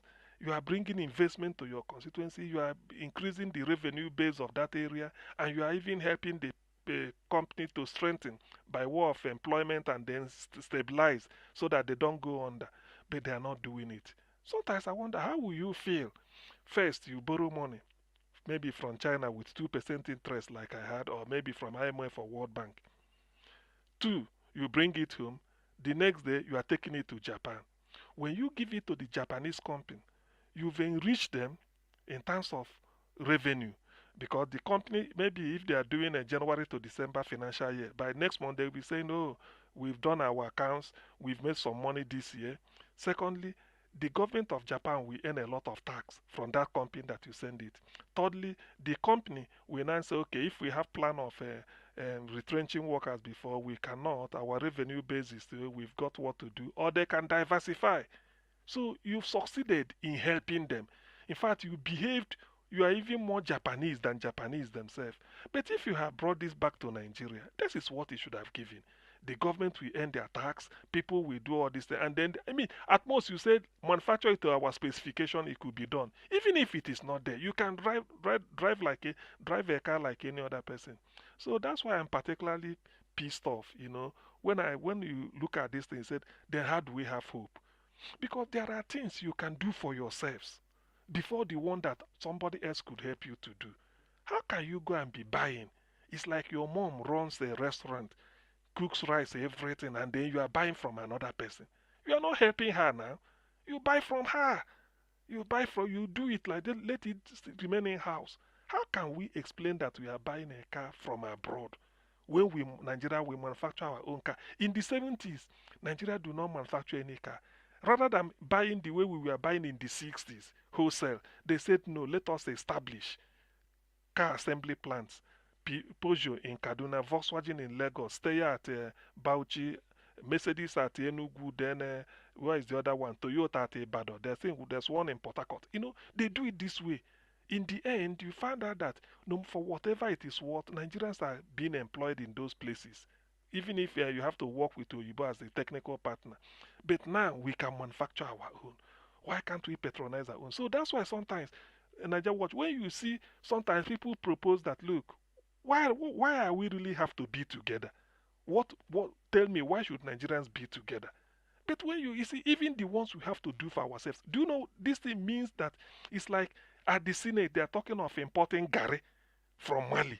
When somebody representing Delta, Anioma area from Abure, they make best Gary in Nigeria, and you are there. Or you say you want to import yam from Brazil.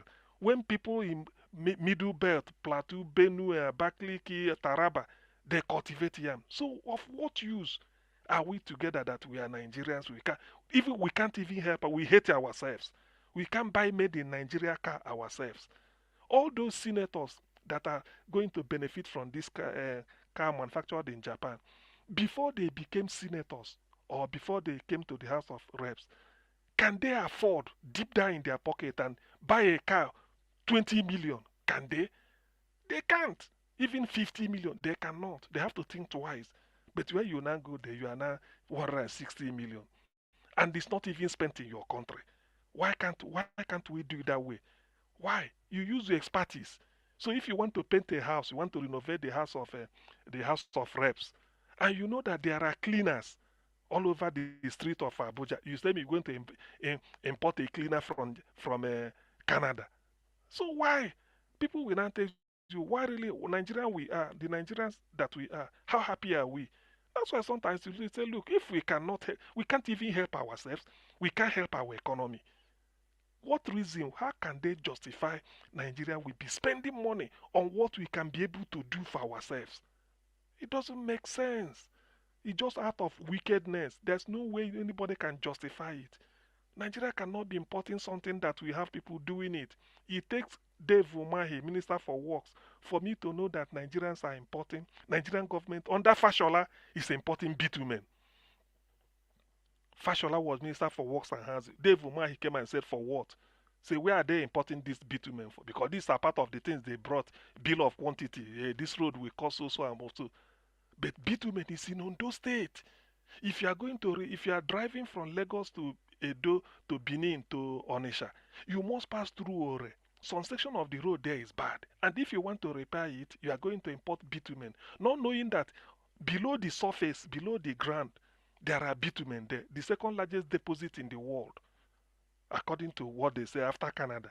So sometimes you now ask yourself, that's why sometimes when you put all these things together, you said, look, why are we really one country? Why? What we can do to help ourselves, we cannot do it. Even the money we manage to sell the small crude oil or get it, we go and give it back to Igbo again. So to me, I want people to reflect deeply on it. As for somebody like me, that's why I said I find it difficult to continue to talk of hope in Nigeria. To be honest with you, I may be different anyway. I mean, I may be wrong. That's okay. Anybody can have a different idea towards it. But for me, I believe in logic and conviction. There's no logic to it. There's no way you can rationalize. Okay, Nigerian roads are not good. You want to have a special car that can pass through it. So what of me that voted you in? So which car am I going to use to pass through it? Is that the way to govern people? It is not. It is not. That car you are even using, if it breaks down, you have to import the spare parts from Japan again, and that is more money for them. And who knows the contract they are going to sign to service it. So to be honest with you, if this type of thing cannot shock Nigerians to to throw them out of their comfort zone so that they can take to the street and do something to change themselves, well, I wonder what again can. Why should we be clapping for? But already we are importing petrol. Even the petrol is expensive. The petrol you are importing is in Nigeria. The crude oil we sell. So when I say all these things, I want people to sort of contradict me and tell me no, then we can hold a debate because I do not see any reason whatsoever. There is no rationale why somebody will tell me that we have hope in Nigeria. How can we have hope when the small things, little things we can do for ourselves, we can do it as a nation? All we do is just waste money away and the money we borrowed, which we are going to pay back on, and yet we can't use it to better ourselves. No, it's quite unbecoming of a country. I find it difficult to support or express hope or tell people, unlike what we are doing before. With all these things I've seen this year, to be honest with you, it will take a very heavy dose of conviction for somebody to come up to me and say, look, this is the way. I don't believe that. But however, something must have to give. We cannot continue like this. To be honest with you, we cannot. Maybe if I had been here when Barrister Abure came in, probably this type of question, something would have dragged into this. I will not tell him. How do we justify? I will ask him how do you convict somebody who saw all these things that the person should continue to be hopeful if P2B is not coming? And this is exactly one thing what is one thing that is a selling point for P2B. Under him, you can't buy this car. He will refuse. At most, he will approve, say nothing should supply. Then he will have a running battle with them, but he will tell them. At most, he will say, I, the president, I'm using made in Nigeria from Lagos or from Enos, and that's what I'm using, so everybody will use it. But probably the forces, those that don't think good of Nigeria, they saw all these things. Those that go to crystal ball, they know that the man is coming for the poor people and not for the rich. Therefore, the rich has to gang up and make sure they capture Nigeria the way they've done. Without P2B and somebody like that being at the helm of affairs, there is never a hope with Nigeria. What Nigeria needs more than any other thing, people talk of investment, is we have to learn how to cut our coat according to our cloth, not our size. It's only P2B that could have done that with the type of person he is. Because he will insist on doing the right thing. And doing that right thing means making sure that the little money we have, we don't flitter it away. What we can do for ourselves, you cannot be telling me you are living in Nigeria, want to buy yam, and you are importing yam from Ghana. When there is yam in Benin, in Makodi, for what? And if, okay, as an individual, you can decide what to do. But for a government with public money, you can't tell me. Because when you import from Ghana, you are encouraging the farmer in Ghana to continue to cultivate and make profit. The one in Benue State or whatever, you are not encouraging the person. Then how then do you want the person to be happy to be a Nigerian with you? No, it doesn't make sense. We all know this, but probably people are afraid to say it. So on this note, These are the issues that Abura would have thrown, sort of say it to him, and then let me see how he tackles it. Proper, I bet he won't convince me beyond the way we are looking at it.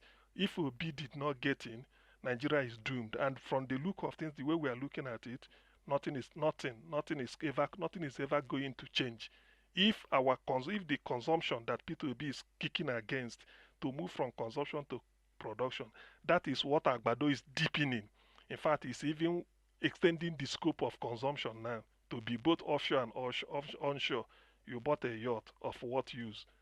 If you meet it and they say you can decide that you don't want it, you can decide that you don't need it, you you send it back because of what use is it. The people are suffering. So many schools without roof everywhere in Nigeria. Education is zero. Healthcare, there's nothing. All you hear is our Nollywood actor. They will show him, oh, yeah, we are sick. Help me, fly me abroad. Why should Nigerians be going abroad for medical treatment? Why? Of what use? Why can't we treat? What does it take?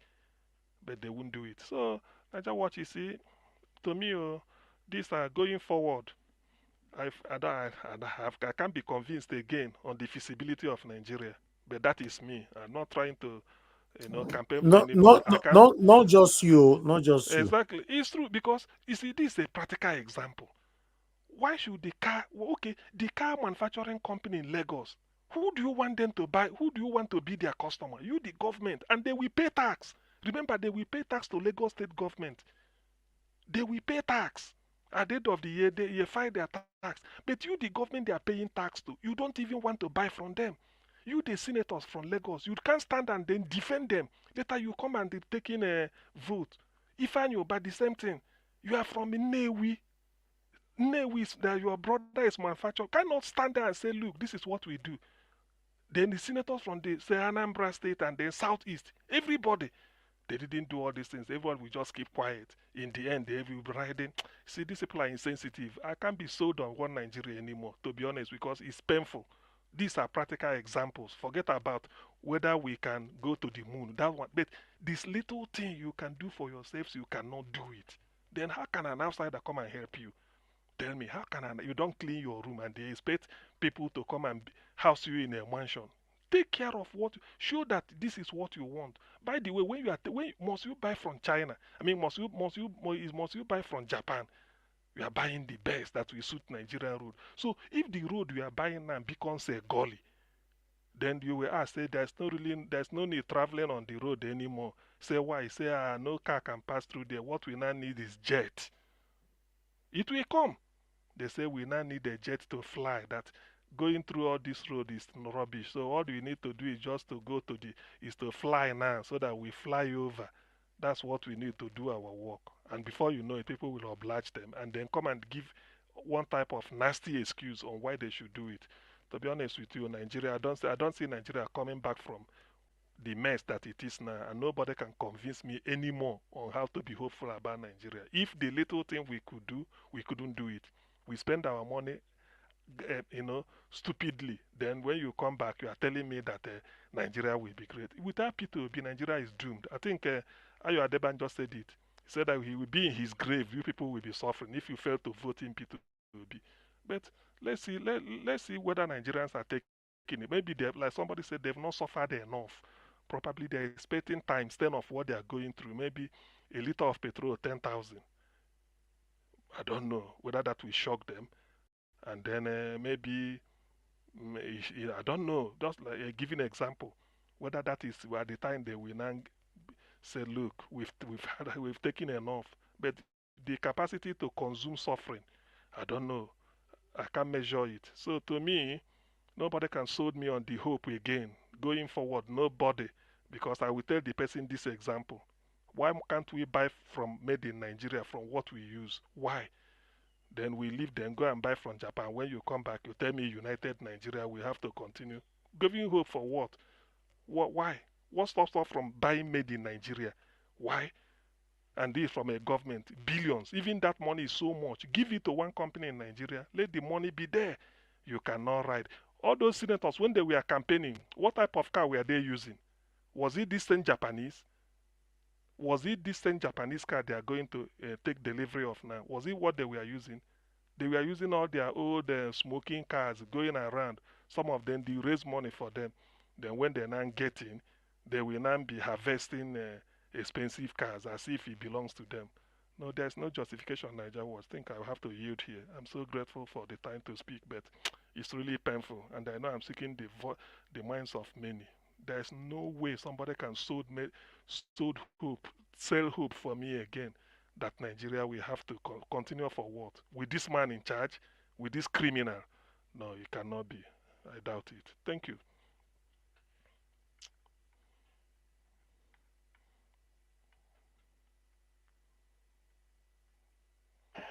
Thank you very much, Augustine. Mr. Jonathan, are you there? I think he's gone. Okay. Okay, we don't call him tired. I'm here, Okay. Mr. Elvis. Okay, thank you, sir. Good evening to you. Please talk to us. Thank you, sir. Thank you. Thank you very much, Mr. Elvis. Thanks to all the panelists, all the people that have called in. And thanks very much for a job well done for getting Mr. Abure to come on board. I wasn't expecting that because you mentioned it yesterday. I was thinking that it's going to be maybe sometime next week. I wasn't even expecting that it's going to be today. Yeah, that's just very prompt. Thanks very much for that. And for me, I really appreciate all the questions because it takes care of everything that we've been talking about, all the questions. I really give a big thank you to everyone. But someone asked this, for me, though I was not there, I was not on the panel when Mr. Abure was commenting. But at least I want to thank my brother, give us our mandate. It was my own question, he asked it. And I know so many other panelists, they asked the question that are in the minds of so many other people, even though we're not there. So when I went back to listen to that interview, Mr. Abure's session, it captures almost everything. And for me, the specific question was on this selection now of the residence electoral commissioners. Because in Nigeria, elections are not rigged during election season. 2027 election, the rigging has started now. Please, let's make no mistake about that. If we do, it is like the case of doing the same thing and expecting a different result. They are very perfect at this. They don't start rigging Nigerian election come 2026 or 2027. The rigging for 2027 have already started. And that process, one part of them is the selection of the residence electoral commissioners. Because in Nigerians, we don't have political parties. It is all the political parties that will have come together now and agitate strongly so that this selection will not even happen. If anything, it will be delayed. It's not going to, they should have spoke with one voice that this should not happen. Because that is the rigging process. Because at the end of the day, the state election, you have at the polling unit, they conduct an election, it goes to the ward, it goes to the local government, and then it comes to the state. The resident electoral is going to call the shot. Whatever numbers given to him is going to deliver it, and INEC will sit on that.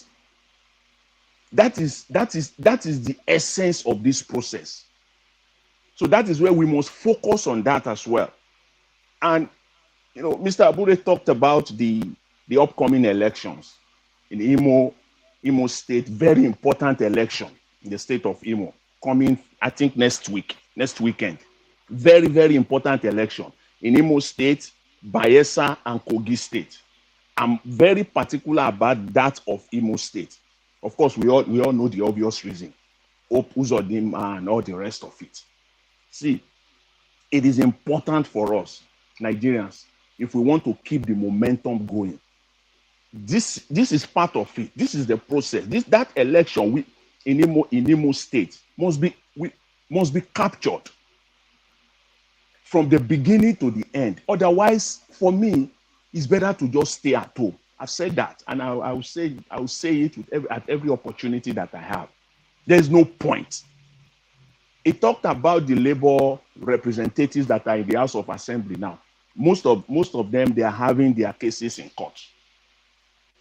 Fair enough, they are not speaking out because they have cases that are in court. fine, no problem. But for me, that shouldn't be the reason for them not to speak out. If not for the fact that we have a broken and corrupt system. What has that got to do with me playing my role? Even though you still have to subject yourself to some limitations here and there, knowing fully well that you have a petition going on against you. But some way, somewhat, you still have to come out and make it clear. It's not sufficient enough. But for me, I will give it to them for the fact that we have a broken system, because it could be used against them. It could be used against them. So we just give them the benefit of that. But let them know that we are not sold entirely on that. Completely and entirely on that line. No, we're not sold. Because you are a citizen of the country. On top of that, you have the opportunity to be calling the shots, at the legislative arm of the government. So you still have a role to play. Even though you are not going to come out, forcefully, but you will make your point clear. You are the citizen. You have the right. You have right to speak. You have right to speak. You can say it. There are ways that you can say it. You may not go fully, like full force, like the way opposition will go, like conducting a press conference, coming out of the National Assembly. These are the games. These are how the games are played in politics. You enter the National Assembly chamber. You come out from the National Assembly chamber. At the door there, right there, you present your opposition there. Set the agenda for media to start discussing. But at least you can still do that to some extent. But we give them, as Mr. Abure said, we give them that benefit of doubt. And time, at the end of the day, time will tell. Time will tell. In Nigeria, as we know, we're not free. We don't have independence in that country. There's nothing like Nigeria is independent. At least democratically, Nigerians are not free. Nigerians are not free. And Mr. Abure kind of aligned with that to some extent. He said, using Nelson Mandela's position on that. Every step we take, we are moving closer to our freedom. Yes, Nigerians are still not free. Because a country where you are free, your vote will count. A country where you are free, mandate will not be stolen in broad daylight, blatantly, as we saw. We also, the whole world, not even Nigeria at this time. Thank God for this age that we are in now. They used to steal election. It will be locally. In fact, they will steal election. You are in Lagos. You will ask somebody in Ibadan. He doesn't even know what is going on. This time around, it's not the case. Everybody in Nigeria is aware. The whole world is aware. The election was stolen blatantly. So we're not free, because that is the ultimate power that we have as citizens, and it was stolen from us, blatantly and openly stolen from us. So we cannot say that we have freedom until our votes. Until the day when Nigerians will vote and their vote will be counted, then we can say that we are free. As it is right now, we are not. Nigeria is not that's what we're seeing. We're just in that. It's just a state of slavery. Dele Farotimi always put it well. He will say that we are not citizens. We are not. Yes, we may be carrying that green passport all over the place. We are not citizens, because that's not the way citizens are treated. People are dying every day all over the country just because of an election. People died, and you say you are citizens. We are not. We may just be deceiving ourselves. We're not citizens. Economically, we are not citizens. Democratically, we are not citizens. If we are economically, we just saw the shenanigans that happens in the last few days. Where people, openly, I think, I don't want to really dwell on that so much, because Mr. CM dealt with it, clearly. We all saw what happened. We say we are free economically. Of course we are not. If you have a technology today, you take it to Nigeria as a Nigerian, and you are ready to invest in Nigeria massively, and you go there for the development of Nigeria, you will go nowhere because you don't have the connections. You are not from the clique. You are not from the corrupt clique. Nothing is going to happen.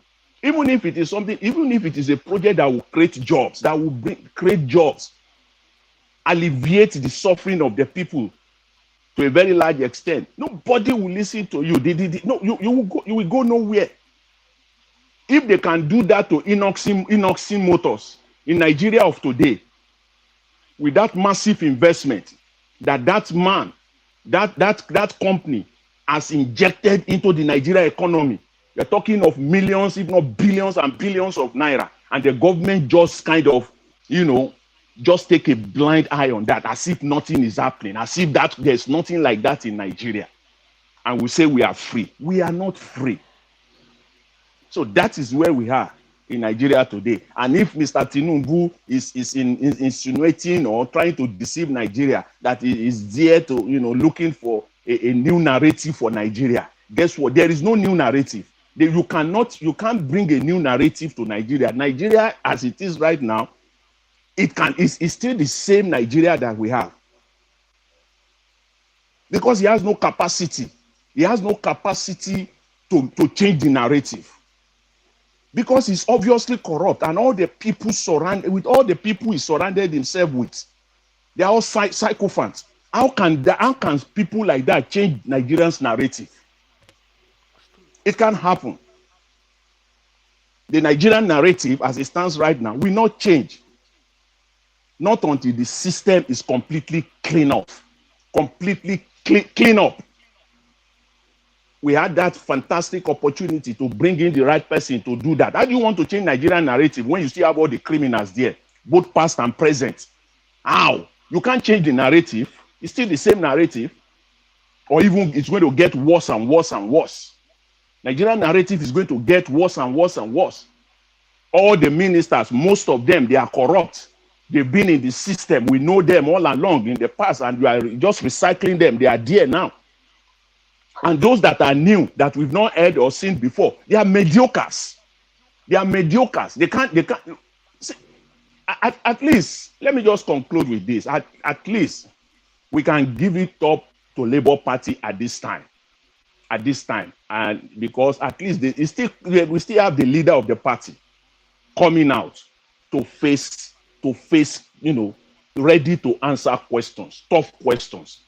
Not stage questions, not scripted questions, not with people. Abure has not met almost all the people on this panel, on this platform. He didn't know what question that is going to come up. He came clean and clear to answer the tough questions. If at all we see them, those sycophants, those corrupt, satanic people in Nigeria, even if they will stage any interview to talk to Nigerian people, it will all be scripted. It will all be scripted. Let them come out and answer the simple question, the question on security. Somebody put that out. Let them come out, because that question should go to them at this point in time. They are the one calling the shots. To be fair, that question shouldn't be directed to Labour Party at this point in time. Labour Party should be focused on getting things like getting into office, being a vibrant opposition, calling them out each and every time. On how the security of Nigeria stands now, the entire responsibility is in the court of Mr. Tinubu. It's in his court right now, not in Labour Party's court. What are they doing about it? Nothing. Let them come out and answer the questions. Clean question, not scripted, not gag, not with gag media. Come out and answer Nigerian questions. Come out. Even the president has been there now for more than 120 days, going to 180 days now. No one single one-on-one press interview. I'm not even talking of scripted interview or with gag media. One-on-one interview, call a press conference, bring them all. The president of a nation, Nigeria, the largest black nation in the world, he has not had any conference at all. Not one. Rather, all we see are surrogates coming out to lie. And I've said it's all lie and lie. And I think, Mr. Naija Wash, you need to start to catalog these lies. You can put it that I'm telling you, to enter the Guinness Book of Record. A government that lie on a daily basis. checkmate everything that they come up is all lie. Coming that the one just came out talking about that Inoxin is not a manufacturer, that Inoxin is an assembling plant. That's a lie. And on and on and on and on it goes. We need to start cataloging it so that even Labour parties, this should be part of their strategy. Because I know by now, if someone take a serious look at that, these people, their lives since May 29 to date, at least it is dozens, if not 2-3 dozens of lies that you can put together.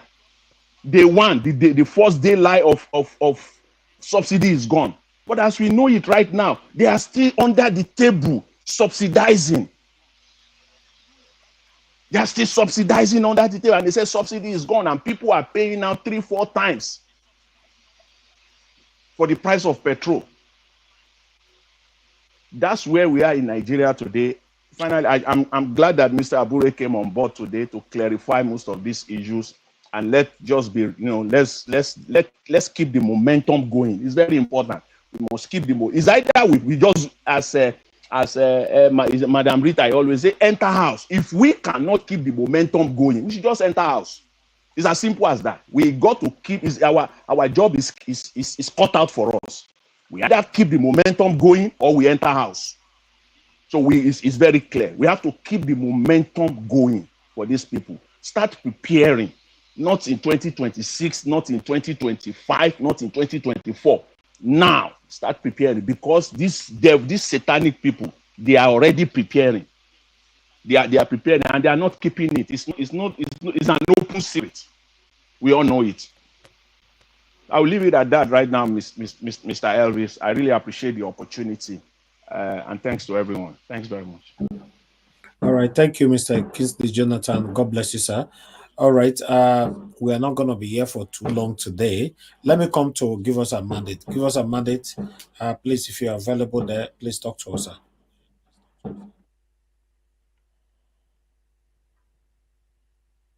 Give us a mandate. It looks like you're not there, right? Okay. All right. Madam Patricia, do you still have anything to say for now? Are you calling me, sir? Yes, I've been calling you for the past 7 days. Oh, my brother, no verse. No, as I did like this now, I did in that space. No verse, I beg. Nigeria go better. Well, thank you very much. Greetings to everyone again, Dr. CM. Greetings to everyone. Well, I mean, thank you very much, Mr. Ellie, for doing this again today, and then bringing the Labour Party chairman here to come speak to Nigerians. I mean, wonderful one. One thing I would say here is to Dr. Abure, and then to whoever cares to listen. The reason Nigerians went all out is because of the man Kopira Gregory Obi. And the main factor is because he's a man that stands for righteousness. So that being said, Dr. Barrister Abure, Labour Party, this is the time for you guys to actually restructure your house, work with the obedient movement, see how many of them you can bring in, if possible, into ESCO, restructure the party. And I mean, like, I don't have hope in next coming election. You guys have hope, but if you still have hope, restructure your house. Bring in young blood from the obedient movement. Make a demand, place a demand on this structure. Rock the structure, pull the structure, drag the structure. If you can embarrass them, embarrass them. Something happened today in London. A protest happened today in London. The Agbadorians that went there, they could not see anything. That was done by the obedient movement in London. So, Dr. Barrister Abure, restructure your house, get the obedient movement into this whole thing, let's see, for those of us that are actually behind the vehicle now, saying we don't have hope again in the next election, convince us. I am still standing here. I stood yesterday. I am standing today. I will stand tomorrow, and I will stand as much as Peter Gregory will be my president, continue to live and standing on the truth, doing the truth, standing righteously. I continue to stand with him because I have seen him as a man that has the knowledge and understand what can be done for Nigeria. So that's all I can say for now, Mr. Elvis. Thank you very much. God bless you. Thank you. Thank you very much, my brother. I appreciate you. Okay. Let me come back to Augustine. Augustine, it's like you Yes. have something to say. Yeah. What I wanted to point out when I think Jonathan mentioned it. No, it's just the stupidity of Alain Dume. He doesn't know the difference between assembled car and manufactured car, or something like that. The brand called Volkswagen, Peugeot, and Toyota, they all belong to different companies. If tomorrow you decide to establish a plant to assemble Volkswagen or Toyota or Mercedes, the emblem, the car coming out of that place will be exactly the same Mercedes that is sold all over the world. It does not mean we have Nissan, which is a Japanese company, but we have it in the UK. UK is not claiming to manufacture Nissan cars. They said it is assembled here because the patent, everything belongs to the parent company in Japan. So Innocent has IVM. IVM is only peculiar, it's only unique to him. It is his own car. He manufactures it. You see people, see the welder welding everything together. Even the battery, Alain Dume was giving an example. Newe has been manufacturing Union battery since the 80s. Union battery. So sometimes when all these senators, I don't know, when they speak on Arise, is there Arise? I don't know where they're coming to. They tend to, disgrace themselves openly because somebody will laugh at him. Innocent has been on Arise to clarify that I manufacture my car. I manufacture my car. What is it? Why is the different? What technology is it that somebody cannot manufacture? If you're assembling somebody else's car, the emblem, the what is it called of the person must be on that car. IVM means Innocent Vehicle Manufacturing. IVM. That's what all his car carries. But if tomorrow there should be Toyota plant in Nnewi, it must carry Toyota the way it is. But it's not that. This is indigenous. That's why I call it indigenous car manufacturer. Then, Alain Dume, is it not the person that the apostle of Boko Haram? Is it not them that we are hiding? What is the man called? That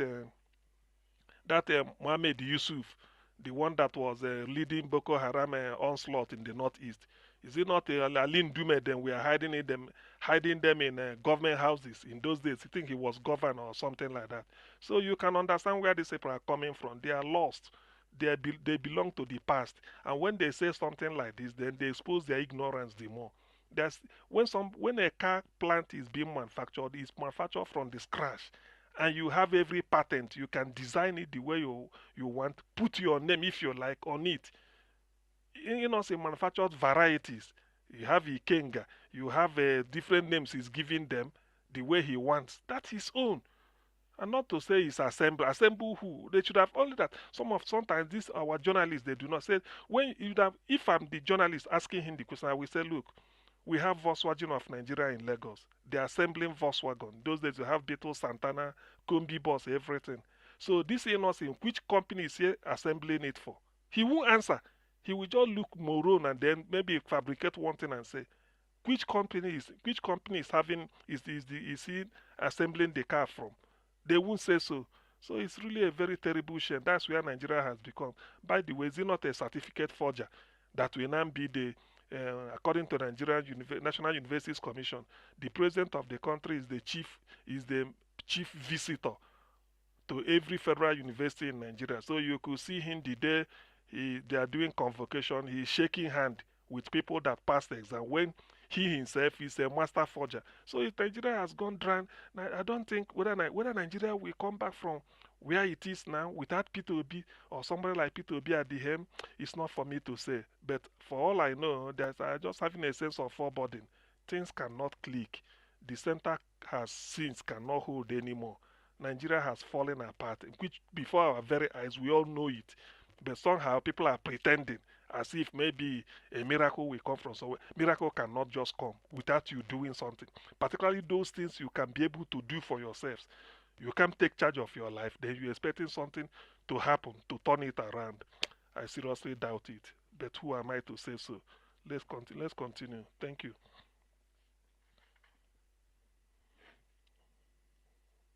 Niger Watch. Niger Watch. Can you hear me, sir?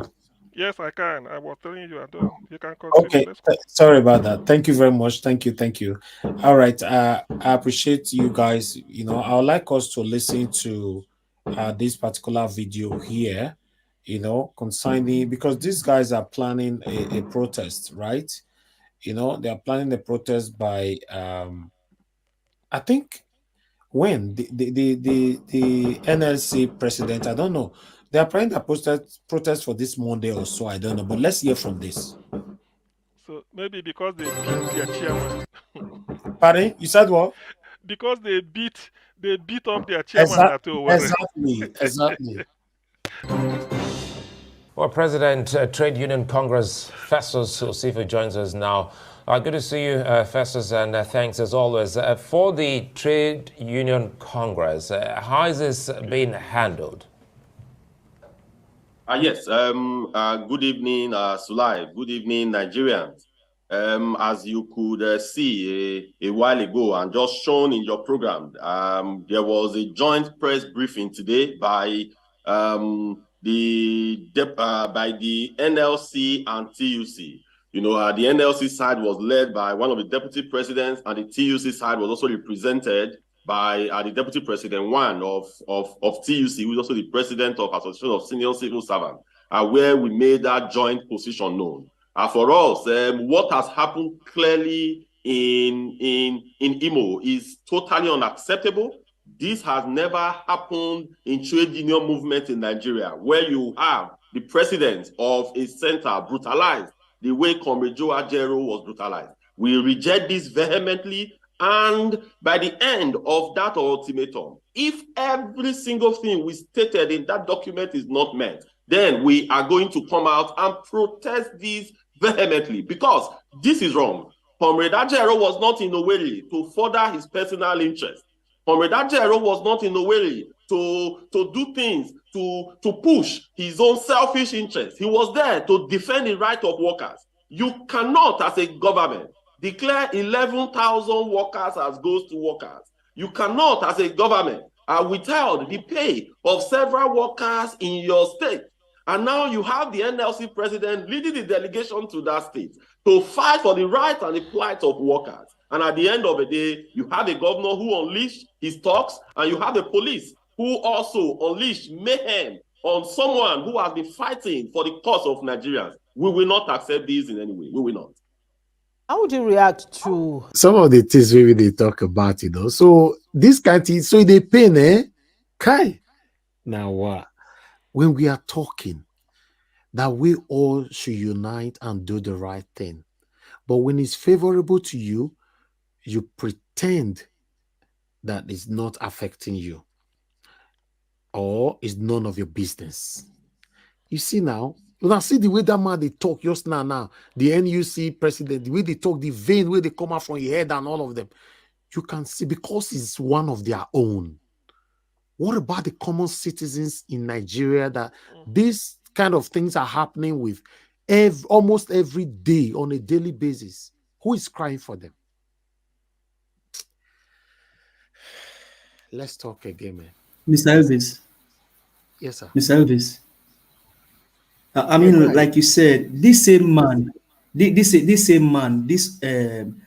one that I think is the NUC or what is it? NUC president, yes. Now, this same guy with Ajero. TUC. I said this same guy with TUC. Yeah. Trader this union, guy with, Trade Union Congress. Yeah. This guy with Abure, Shebi, all of them were going to Aso Rock. Honestly, these people they don't know the power that they have. And so sometimes when you see two Nigeria talk about Labour Congress in the UK, because they understand the power that they have. Now it will take Rufai himself or send it to say on arise, oh, we've had the battle and that strike. Hopefully that they won't call off the strike again, because they've known them for, oh, they'll be strike tomorrow, they're going to call off the strike. They'll be strike next tomorrow. Now they said they're now for Wednesday because they beat up their presidents. Let's see if they will call off this one or they will not call it off. But Nigerians are suffering, and these guys are the one that's supposed to protest and make sure that this government, either they are chased out or they do the right thing for Nigerians.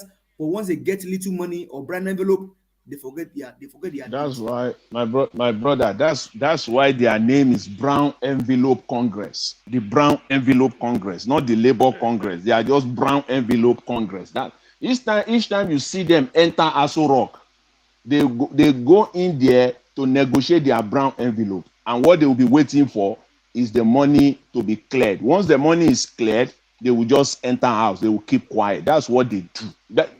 Make no mistake about that. If you are still making that mistake, you still believe them one way or the other, then you are on your own. Maybe I will sell some very big bridges for you.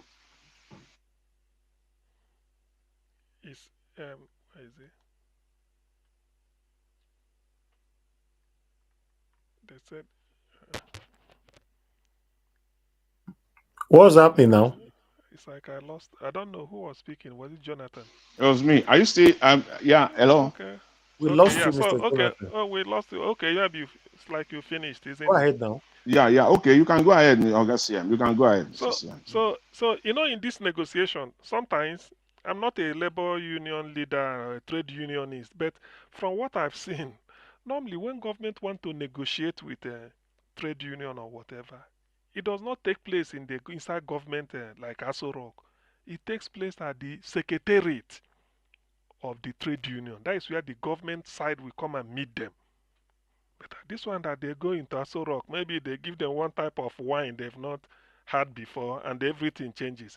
Well, like Rufai said, will they mean it this time? It's a letdown. You have the power. After all, what you are negotiating for, the strike you are going is for something noble. So why should you cave in?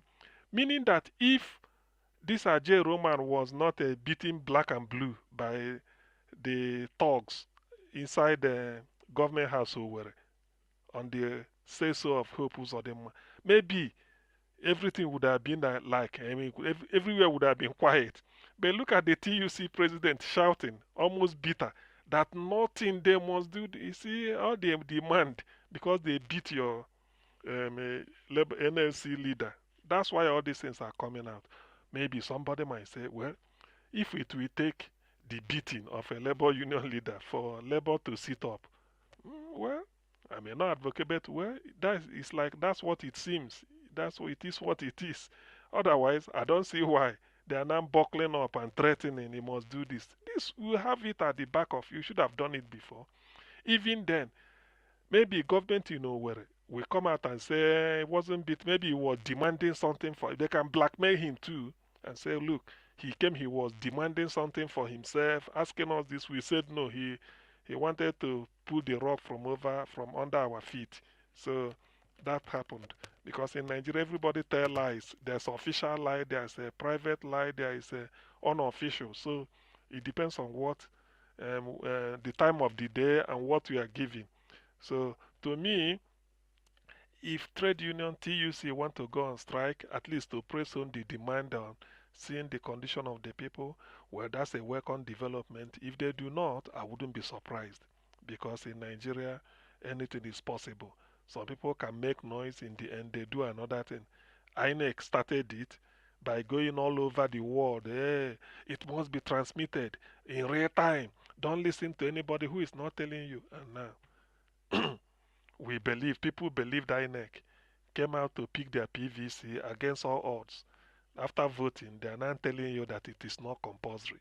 But you, the INEC, You are the person that assured us that this is what we should get in return if we do this. We've fulfilled our own side of the bargain. Now, why didn't you do yours? Then the court is saying it's not reading, interpreting English language. Oh, no, INEC is not compelled. But you've been doing it.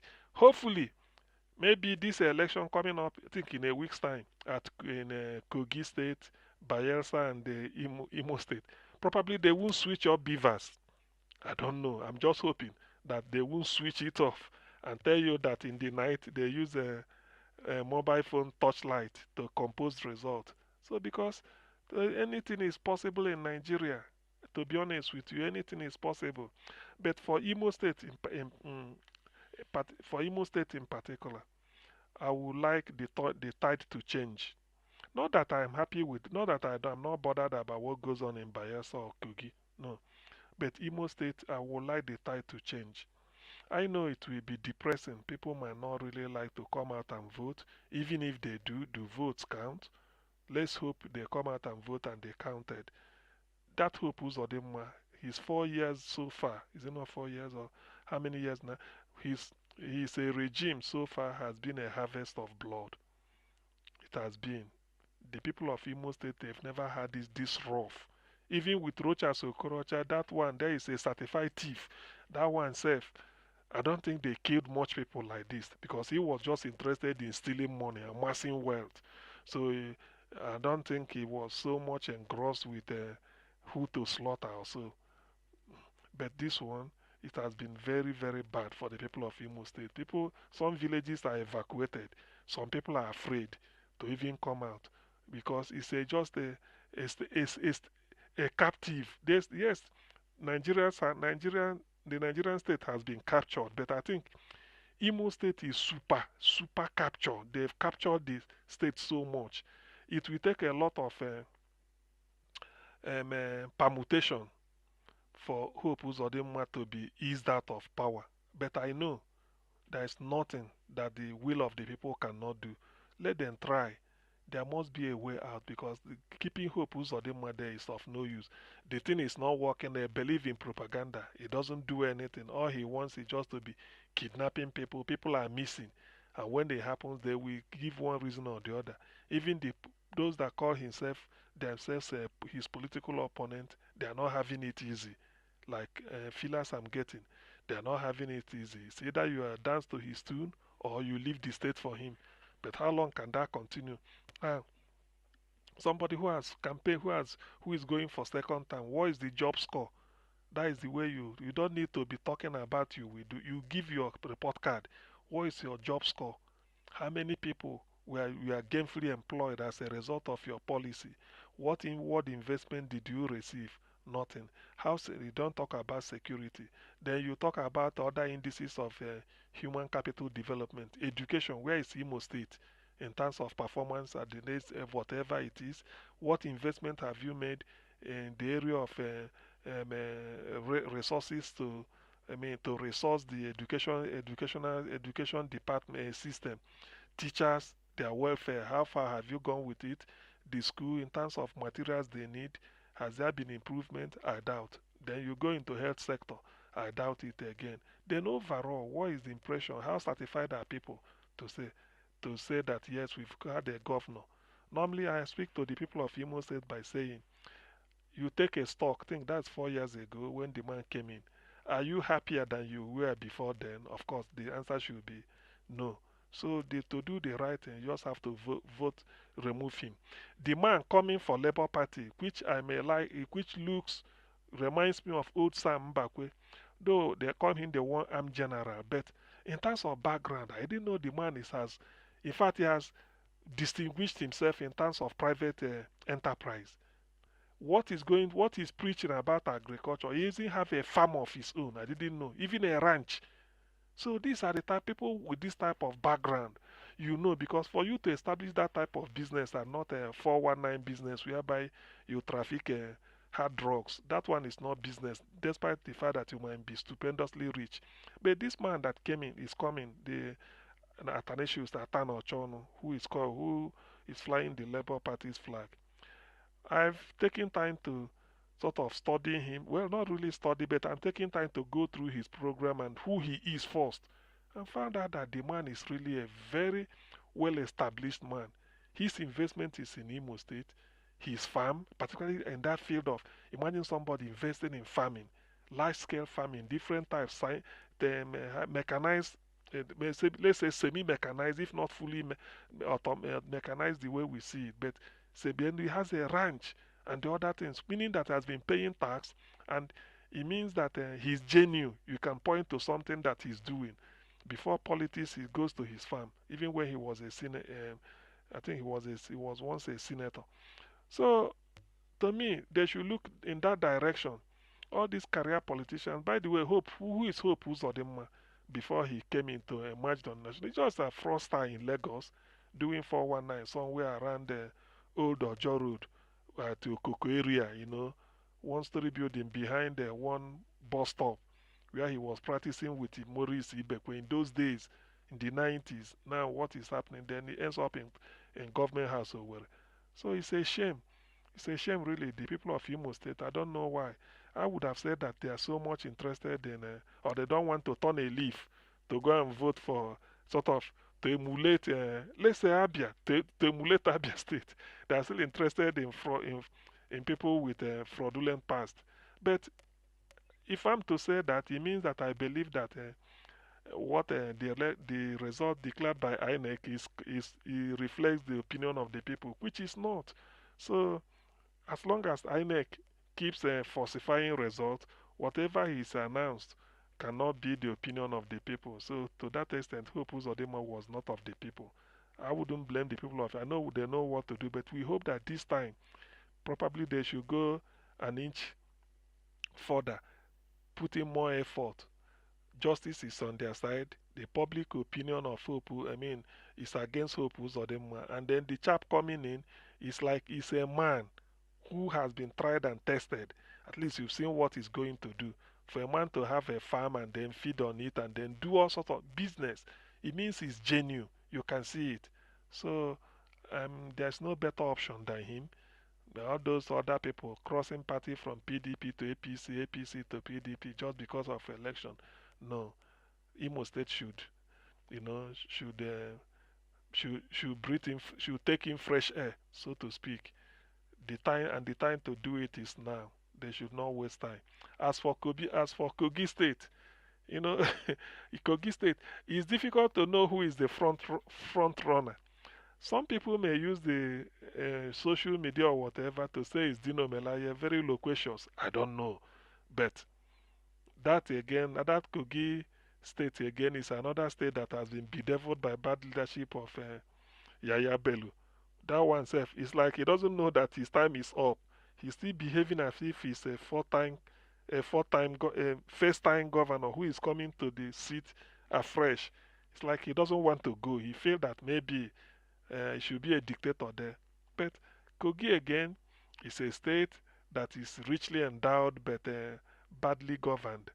I don't know. Not that some states in Nigeria are better, but given the potentials of the state, I don't know. They just have to evaluate the candidates and see who will help them.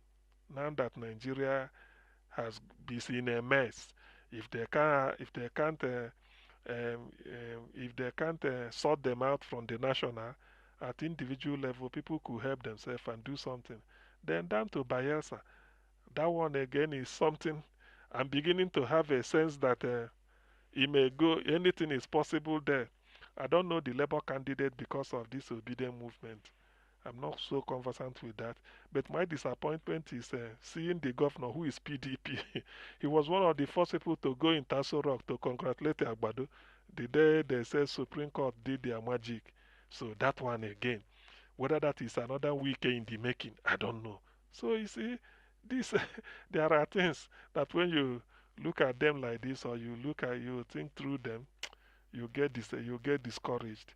The people of Bayelsa, everything boils down to what they decide and how they are going to conduct themselves. The thing is, the system is, I mean, if the system, I don't think this man there maybe gave a good account of, he has given a good account of himself. If that is the case, let them decide. It's quite far away. I haven't followed the politics in Bayelsa for quite a long time. In fact, I've never done. Not to let me not tell a lie. I've never done, but I know that it's a state down there in the Niger Delta. As for Kogi, maybe because of I started taking interest when Dino Malaya declared because of his altercation with Wike, and then they settled their scores. But since then, I believe Kogi should see better. My interest is in Imo State for obvious reasons, but this time Imo should get it very well. The Hope Uzodinma was a disaster. Was a humanitarian disaster for Imo State. Complete disaster. If you take the score of people that have died in that state, I don't think I will be lying. If I say they are in hundreds, I may be lying. So I better not Really? hazard a guess. There are many, and they keep missing every day just because of the fact that the people said it's not their wish. The people are sort of criticizing his policies, and all he does is just to invite a federal troops to be shooting people like fair game. That's not good. So the time to change him is now, and I wish the people of Imo State very well. I wish them well. They should change him at all But for whatever it is for worth. me, who is going to take the decision of the electoral process? Is it not the same Mahmoud Yakubu? That's Mr. Elvis. Well, Actually, you see, that's one of the questions that came to my mind as Mr. CM, was talking. It would have been a good opportunity to ask Mr. Abure, regarding this upcoming election, which is in Imo State and even in Bayelsa and Kogi, to know if Labour Party, as of now, have agents in all the electoral polling units. But we That not as sure of that now, someone ask yeah, that's a question, because if they don't do that, it simply means that they have not learned their lessons. It simply means that maybe they are hoping on something else that we don't know. Maybe they have another. But if by now Labour Party will still come out and say, oh, they don't have polling unit agents, whether the polling unit is inside water, they should by now in Imo State have their agent ready and educate them, because I know he talked about enlightenment both for obedient Labour Party members and all the rest of it. And if they are not properly educated by now, those agents on what to do. Tinubu was bragging that when I see a video where Tinubu do with it or say, I won the election, they took me to court, I won again, or that. I think I saw the headline, but not the entire thing. Though Let's reference to it. Let's reference to it quickly and take it from here. Now let's listen to Net Media. He said I won. Voila. Let's take this.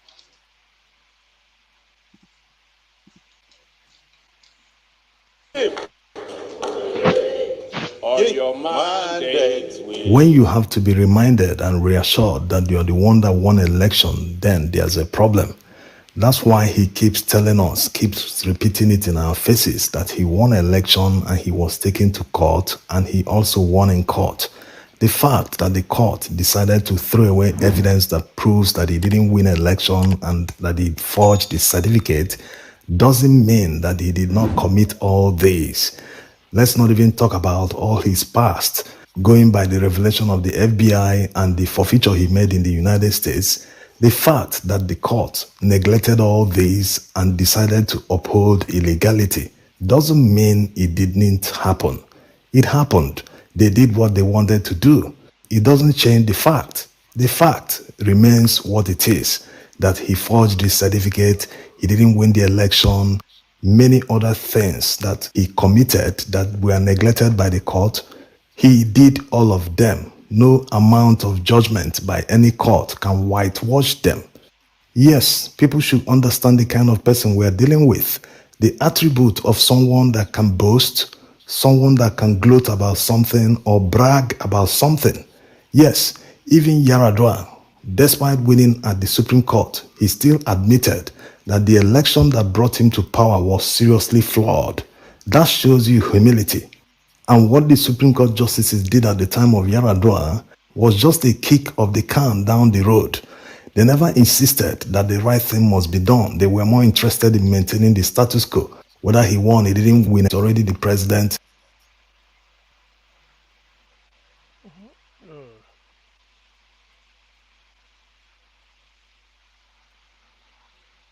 Did you stop it?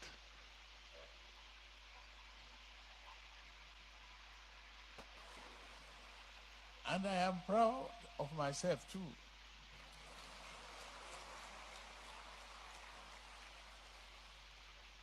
I went for election. I won with your support. They took me to court. I won. Right, Nate? Naja, watch. Did you? Okay. Oh, that's him. Something is Okay, playing no. now. Okay, yeah, I've seen. No, I thought. Let him finish first. He go finish just now. Okay. Let me play that part again.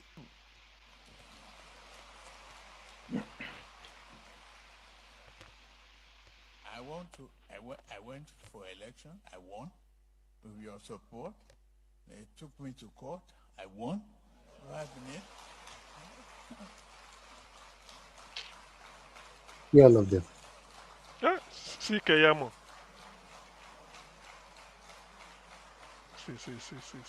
Maybe if you didn't stand up, you lose your job. Probably. Nigeria, man.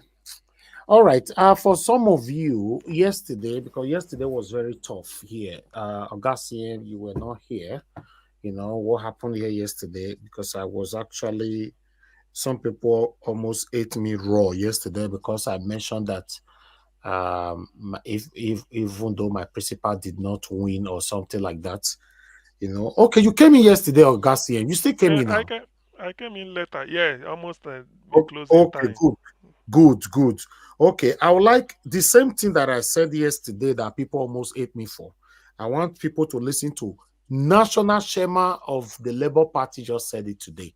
If now me talk this thing, people, because a lot of people just see that they can talk to me or use me anyhow on this platform and all that, which is wrong. I listen to myself when I'm talking. What is a reality is a reality. Reality is a reality. You cannot change it.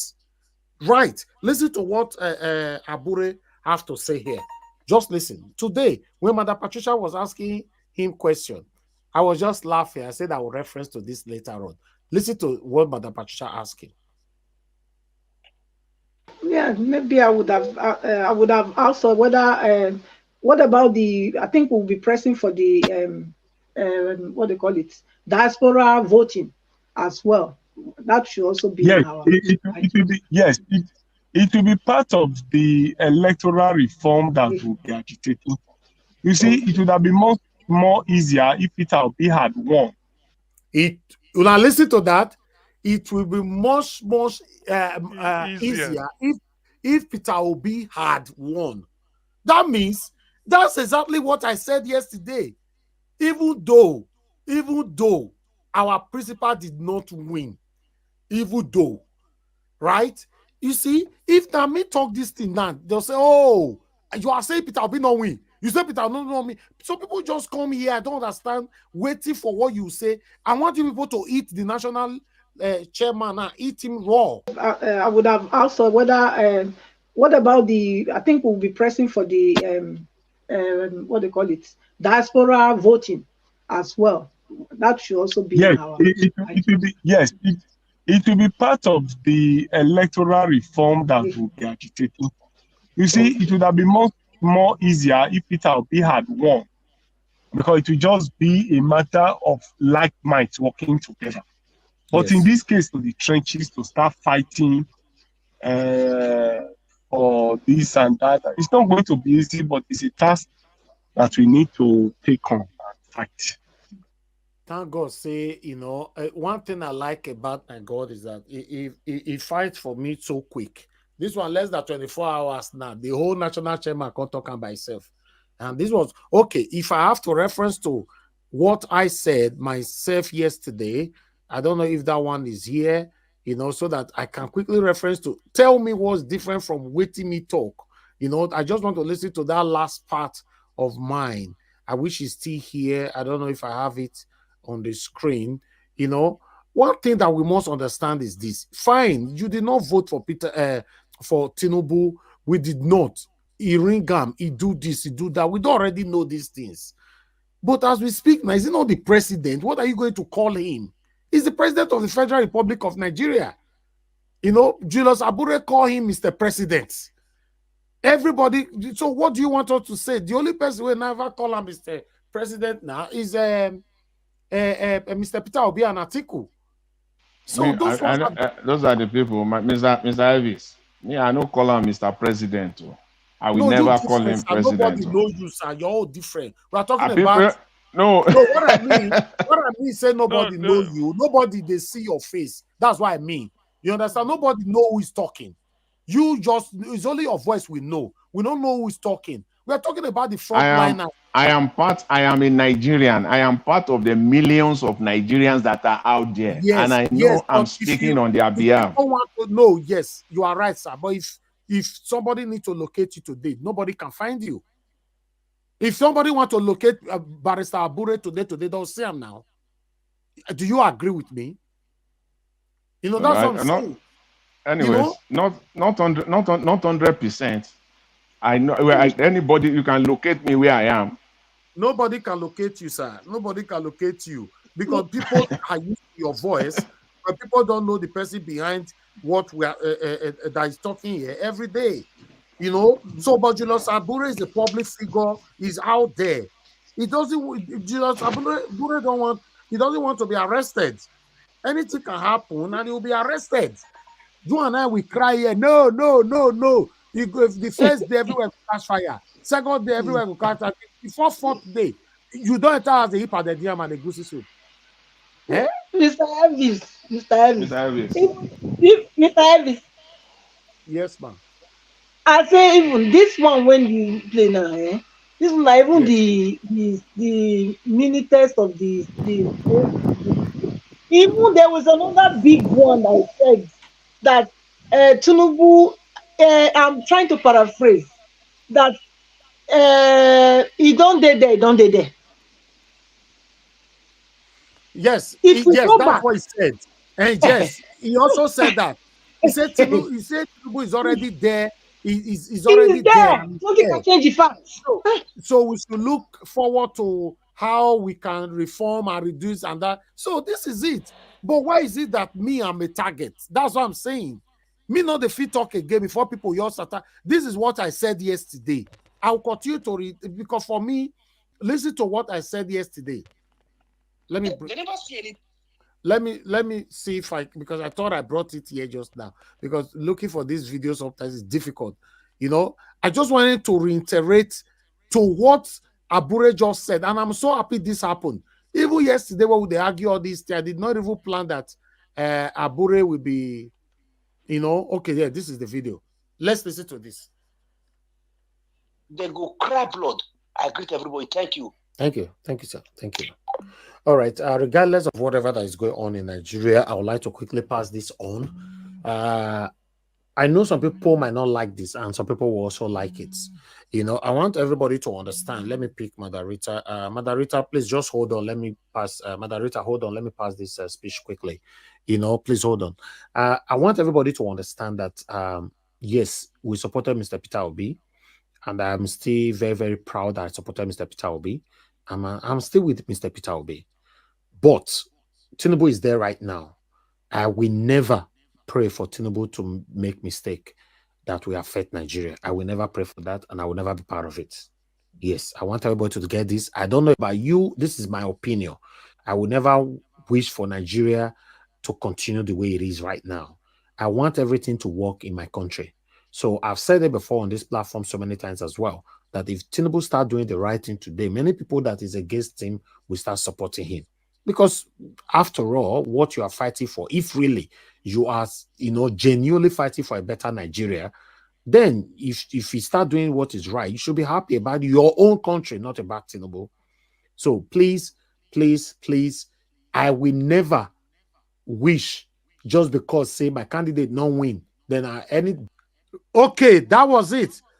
I will never, just because say my candidate no win, then any Let me bad take thing that again. wish, just because say my candidate no win, then any bad thing where they are put for Nigeria, I will celebrate them. I will never be part of that. That is my personal Okay, now opinion. listen to I don't know Abure about again you. before we Thank you. start talking.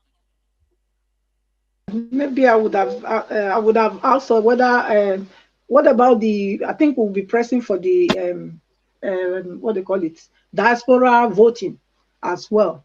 That should also be Yes, on our it will be, yes, it will be part of the electoral reform that will be agitating. You see, it would have been more easier if Peter Obi had won, because it will just be a matter of Simple. What I'm saying here is that, are you going to tell me now that Abure is not aware that Peter Obi was ringed out? Or more of the people listening to us right now, they are not aware that Peter Obi was ringed out? Everybody know. We all know. That's what we are saying. Even Abure was very, very careful with his words today. I don't know if many of you noticed that. He was careful. He was extremely careful. So, CM, go ahead, sir. Talk to us. Regarding, when you hear Abure said the president, it's just that there won't be a vacuum. That is just the nature abhors the vacuum. We all know. Even me, I don't recognize Tinubu as a president. But that doesn't mean I will oblige or I fight the person who told me he's his president. That's his own. It's okay. Somebody must be there, even if he's a cockroach. So that's what I think. It's only in that aspect, in that context, that I'm not speaking for Abure, but I feel this because everybody will feel pained. I don't think Abure will come out and say, "Oh, my president," and boast with it, because it's a shame now. Very tainted, both in character and in procedure. So that brought him up. So nobody will be happy. But then somebody, when they say president of Nigeria, if it's a quiz now, whoever says Tinubu, they say you win. No, So no, you don't get it, sir. We are not even talking about somebody saying he's my president. For me, I've never mentioned one day Tinubu is my president or is not my president. What I'm saying is that if Peter Obi had won, that only word, if Ami talk okay, or okay, yeah, okay. Well, people for that don't is carry for the seven. that is Aburi's. Well, that is what Aburi said. It's true. It's okay. Me, I would say, if only they didn't rig out P2B, we are still saying the same thing. Exactly. If only that these people did not rig out P2B or allow the man to exercise his mandate, we are still saying the same thing. It's just that some people will understand it differently. As long as maybe he's not there speaking to us, you can as well say technically he is not in. So if you are not in, you should be out. So as long as they did not allow him to exercise his mandate, they rigged him, they conspired all the things, that is the thing. Because the man who is saying now that I won, they took me to court, I won, all these things are just the arrogance and this thing and all the nonsense. What I'm even saying in effect is that you see all these things, although the day is still early now, or we may not know, nobody has the gift of Nostradamus to know what is up, but you cannot bring a crook. The morning says the day. Look at where Nigeria is going. If normally when you elect somebody or somebody takes over and the situation is so bad, the first move of the person will reassure the people that, look, if the roof was leaking before, the first contract is, where is the carpenter? Go and fix the roof. Go and do that. That is how you start, and not by buying cars and buying yachts. What does that mean? When the country is sinking every day. So that is why he may brag and he's talking. Well, we shall see. But as far as I know, nothing good will ever come out of it. I think it's against that background that Abure may be saying the electoral reform, it could have been easier. Because although we can propose this, somebody might say, okay, go and put in the 2014 conference, bring out the document, implement what is there. It's a fair call. It's something good.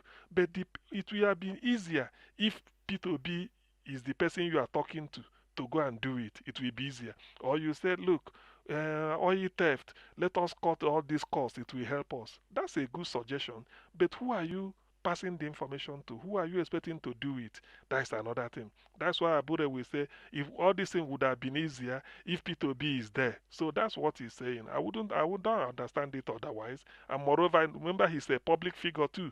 He can also have to say it in a way that, well, you don't have to find him wanting. That somebody said, okay, Zenate said, the people said he's the president, he signs. Okay, he is the president. That's all. He just closes his mouth and go. But deep down in his heart, nobody takes that. I don't see him as one. But if you ask me, okay, INEC said he's the president. Okay, he's the president. That's all. INEC said so. But do you accept it? I do not. That's why some people may say the judgment of the Supreme Court, I respect it, but I do not accept it. I respect it because they have to say something. Do I accept it? Do I believe? Believe what they said? I said I do not believe it. That is left for me to believe. So what Abure said, or somebody saying this is exactly if P2B is there, it would have been easier. If P2B, yes, I understand in that context. I won't take it as if he has given no. That is the way to answer it. Just to tell the person that though the proposal you are bringing is excellent, but to realize it, it will be difficult. Simply because the person who you are expecting to implement it is averse to such, so to speak, is averse to doing such things. However, if it has been the other man, or our own person, or the person we voted for, or who we are expecting to be there, that is there now, all these things would have been easier, because that is what they mean by like minds. So I don't see any. I won't take any offense in that. As far as I know, I won't take any offense in that. Even me saying it, I don't regard him. My own annoyance is that this is a clear forgery. The character makes. I can agree that a leader goes in clean. In the end, you didn't perform and you didn't steal money. It's okay, you get out. The money you didn't steal will still be the people's money, such that whoever is coming after you can now use that money and do something. Then when you now bring a thief and make him a king, who will that thief now catch? Who will he going to reprimand? That's what we are saying. Can you imagine somebody now say, a time we come, people will say, if I focus, I forge. What of the president? Didn't he forge his own? It becomes a beer parlor, anecdote people will be using. So that is the issue. Mr. CM, yes, please. It's not even a time. It's already happening. Okay. What you just said now, that the time will come, somebody will say, what is it? Why is it just mine that is different? Did the president not forge? Is that not exactly what the senator did when he went to Arise? He said, why are they always talking about them? What about all the ministers that have many cars? They have many cars. So yeah, Okimbalo said the fact that they did wrong, does it justify your own wrong? Exactly. I remember the fact that somebody, this thing is that whichever way you look at it, you'll be weak. There's a way there are some cases you can't defend. It's just that people are just looking and say what really happened, and look at the arrogance. Look at I think we played. They say Yaradua said, "Yes, I won, but the system that brought me to is flawed. We must do something." That is a man who is humble. That's what they call humility, and he knows it. But this one talking, I won, I beat them. They took me to court. I won. These are the court people you bought over. Why not say they went to Chicago and Chicago said it wasn't a forgery? Why can't he say that? Yes. That's it. It was done the same way he went to Chatham House and he was boasting, say Chicago result, they have given it to him. He now has see the problem is having like somebody comes to you go to a community and you steal the community vehicle, and after stealing it, you're telling the full area that is my car, when everybody knows it's not your car. Yes. You don't need to announce this to us that you won. All we know is that Tinubu did not win any election. Exactly. All we know is that the election was rigged across the country, the length and breadth of Nigeria. All we know is that he forged certificate. Tinubu is a certificate. We know that he's a drug baron. We know that he forfeited 460K to drug-related matters in United States. We know that he lied about his citizenship. So him saying that he went to court and then he won, we also know that the judges and justices, they are compromised, they are corrupt. These are the facts. We all know this. So he can say that, and he can only say that in his own circle there, PDP, all his thieves and all the rest of it. He can say that. Let him conduct a press conference. Let Tinubu. Normally, what a normal president will have done is that you will have come out, have a press conference, maybe deliver a speech, and right after that speech, you are ready to take questions from the media, not selected media. Call the world conference. In fact, make yourself available to BBC, to CNN, so that you can earn international legitimacy. Exactly. After that, why can't you? Tinubu can make himself available now to BBC for an interview. He can make himself available to CNN, to Al Jazeera, because you want the whole world. You want to change the narrative. That's what is normal to have been done. But you can't do that. You can only stay inside your enclave there and be commanding nonsense. That's all you can do. Manipulating people all over the place, robbing the country dry, milking Nigeria. That's all you can do.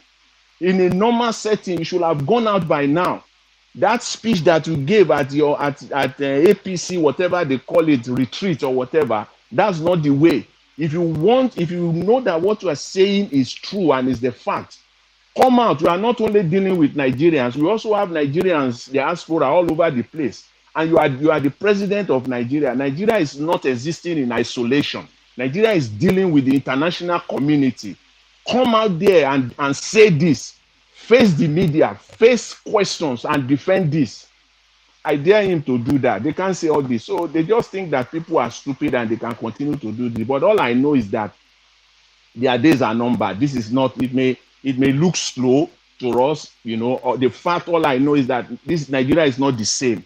This trend of 2023 has changed everything. It has changed everything. They're going to find it tougher and tougher as time goes on. They may think that this is all over. No, they are going to be fighting every day. It's not because the expectation now is that everybody will just have, enter house, forget about it, they will just move on, and then they will continue their robbery in broad daylight. But this is not the case now, because they are going to be fighting this day on. They will not even have time to govern. Even if they want to, they will not have time, because they will have to defend this robbery. They may have won at their corrupt, using their corrupt judicial system to place him there, but he will still deal with the court of public opinion of Nigeria and the international public opinion. He will be dealing with that till the end. That's the fact. So he can run his mouth and say all he wants. We care less. We know that it was selected. The election was rigged, completely rigged. We all know that. That's a fact. It's a shame. It's a shame, really, that Nigeria has come to this. So all this gara, all this gara INEC made in the end. No, look at where. Yes, look at where we are. You see the problem they're having now. The problem they're having right now is that the fact that they've been monitoring all the media platforms on the internet. According to them, they said there are just 3 people on the internet tweeting and doing Twitter. Now, the internet is not their enemy. Serious enemy they have. Every single thing they do will bring it out here. Like I said yesterday, that I'm not praying for his government. I'm praying for his government to do the mistake that will finish them. They have done one already. And I'm waiting and I pray Nigerians will capitalize on it. The NLC strike, if they protest and come out, obedience and Nigerians that want the best should all come out in mass. That's because Nigerians need something to happen for them to come out. So we should take the opportunity of coming out in mass whenever they decide to come out. as the NLC has said they want to go on strike. So if they shut that everywhere, civil servants that know that their salary has not been paid for months should come out. Market women, they can't go to can't do their business again, should come out. School children that are going to pay school fees and can't even afford this, the new school fees should come out in mass. So if you know you are not enjoying the government, NLC has given us an opportunity for a let me say breakfast on the streets. When they shut down the country, everybody go out and protest. NLC is not saying our mind because they're not talking about the fuel crisis, the fuel issue. They're not talking about the refinery. They're not talking about infrastructure and the road. It is what concerns them is yacht. And the yacht, I can bet you, a criminal is a criminal. Drug business are done on that yacht. That's where they do their drug business. That is what, because you cannot take cocaine and all those stuff through the airport. A yacht, you just need a dock. Any local dock anywhere and you move whatever you want to move. It's true. So this man, he knows what he's doing. He has planned it. For the first thing he's doing that so fast. Who on earth will give you a yacht you have not paid? When he announced it, I was thinking, okay, let us give them in the next 6 months yachts. They don't just produce yachts. They don't just produce yachts and put on the water. So you have to have a specification. Surprisingly, it is available. It is they say it today, tomorrow is in Nigeria. How? If you are not all criminals. I had to believe the guy who carried this news. You know, Aline Dume is another bad actor because it takes a bad actor to unfish this type of thing. You know, he's saying it boldly that has been because he knows what's happening inside. He knows. Remember, he's the linchpin for Boko Haram, so he knows exactly what he's saying. You see, Nigeria is in for a hard time. Did you know why? I keep saying so I said, so all this gara we did was to end up like this. So all those efforts was just to end up in this type. This is the worst we've ever had. Certified crook. Certified forger. Ever since I've been doing election in Nigeria, my mind is no black man in Nigerian can run election truly and sincerely unless you bring somebody else from outside. Mahmoud has done all he did. The money he collected is obvious everywhere. Nobody is crucifying him. And he's still trying to conduct elections. Junior Robe, Yaya Bello, is INEC rec. Someone that cannot fit, that's ruin his own state. That's why I love the Western media. You know, Western media. If something like this happened, it has happened before. I will reference one. It has happened before. I will reference one of it. In the international media, if something like this had happened, they will just relax.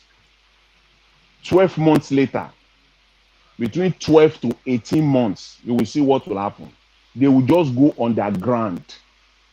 They will go underground and they will blow it all up. It will be like a tsunami 12 months, 18 months later. See, all this money paid to those judges, they will unravel it. Each and every one. That's what should be going on right now. To the extent that they look at what happened during the World Cup. Something like that happened. And in this case, it was 3-4 times of what happened in Nigeria. When FIFA awarded the World Cup to Qatar, that World Cup was supposed to go to England. When the former FIFA president, Joseph Blatter, Joseph Blatter was the president of FIFA. England, the English media, the UK media, they know that they were robbed out. They kept quiet. They went in. 18 months later, they finished Joseph Blatter and Platini. Exactly. All the shenanigans, how they collected money, that it was no longer tenable for them. It is Tinubu that will come out on national media and say he resigned. He will have no choice because the money, all the judges, they will all come out because they will put it on the table. The money was But somehow, but you know, in Jonathan, Nigeria, Jonathan, remember we are talking about black man here. Remember, I'm not trying to be sort of, and you know that this black man, but you know that I this know, but money, because this the FIFA issue you said, in fact, you are dead correct because I followed it. The team pained England. Do you know that? Because of when they submitted the bid, it was this chap then, Prince this Williams. Then he's still a prince, So he represented the Queen, the royal family, in presenting the bid, and he was shaking hand with Blatter and all those people. Do you know the English media said, can you imagine a young prince shaking the hand of crooks? Because they showed it. Everything. They have to unravel everything to really tell the world that, look, it's either they reform FIFA or something must have to give. And they have to go down to make sure that they force a Blatter out, prosecute him even. Platini prosecuted him, and then I think they recovered some money and all those things, and their reputation is in tatters. So I know that because, and again, America was also a candidate for that. They couldn't get it then. They gave it to Russia, hoping that between America and UK, one should get it. Russia said they've not hosted for the first time in their life, so they staked a claim and they should be in Europe. So America was saying after Europe, let it go to the other side of the continent, the other world. But Britain was insisting that since 1966, so they deserve it. There and the America, all of a sudden, you just hear Qatar. And that's why it was put in November, remember, in December. Normally, it used to be something you do in June, during the summer. June or July, yeah. June or July. Remember, that was why they have to, all major European league has to stop until the World Cup. So, and that is the height when the league starts in August and ends in May. So for you now to stop the league in November/December, it means a lot to them because of the revenue. It's not knowing that You know all Qatar, this, you know all this money that exchange hands during this election. It's not that they carry this money in Ghana must go and they put it under their mattresses. This money, they were somewhere now. All this money are lying down in one account or the other. Whether they use third party, whether they use offshore accounts all over the place. See, there are people that can unravel all these things. Let them be hearing this. Let there people that are on social media, let them be so that they will have sleepless nights. Through real investigative journalism, will unravel all these things for Nigerians to see. To the point where, see, the likes of Tinubu, I say it again, he will come out and openly, he will resign. It will not be tenable for him. Because this money, these millions of dollars we're talking about, it's not that they put it inside Ghana must go and then they go and drop it in their houses or somewhere. No, this money passed through people, even though it goes through 3, 4, 5 channels. It ended up somewhere. They will track their lifestyle. They will see where they are traveling to, the hotels they are staying, the money they are now, the luxurious lifestyle that they now started, living right after this election. Everything will be unraveled. They will bring it all out, such that, see, they will be. This is 24th century. It's just that, again, I agree to the fact that we are in Nigeria. It's black man, but it's black man now with tech. This is the technology age. You have Nigerians all over the place. You cannot tell me, see, in all this money that they are floating around, there are Nigerians are one way or the other. Nigerians are somewhere in the midst of all this. In the mix, Nigerians are in the mix somewhere in the diaspora. Unless they carry this money, literally put it in private jets, cash, put it in one private jet, cash, and bring it to Nigeria, and give them this money in Ghana must go. Unless they do that. That's the only way. Even if they do that, also these people will still spend this money anyways.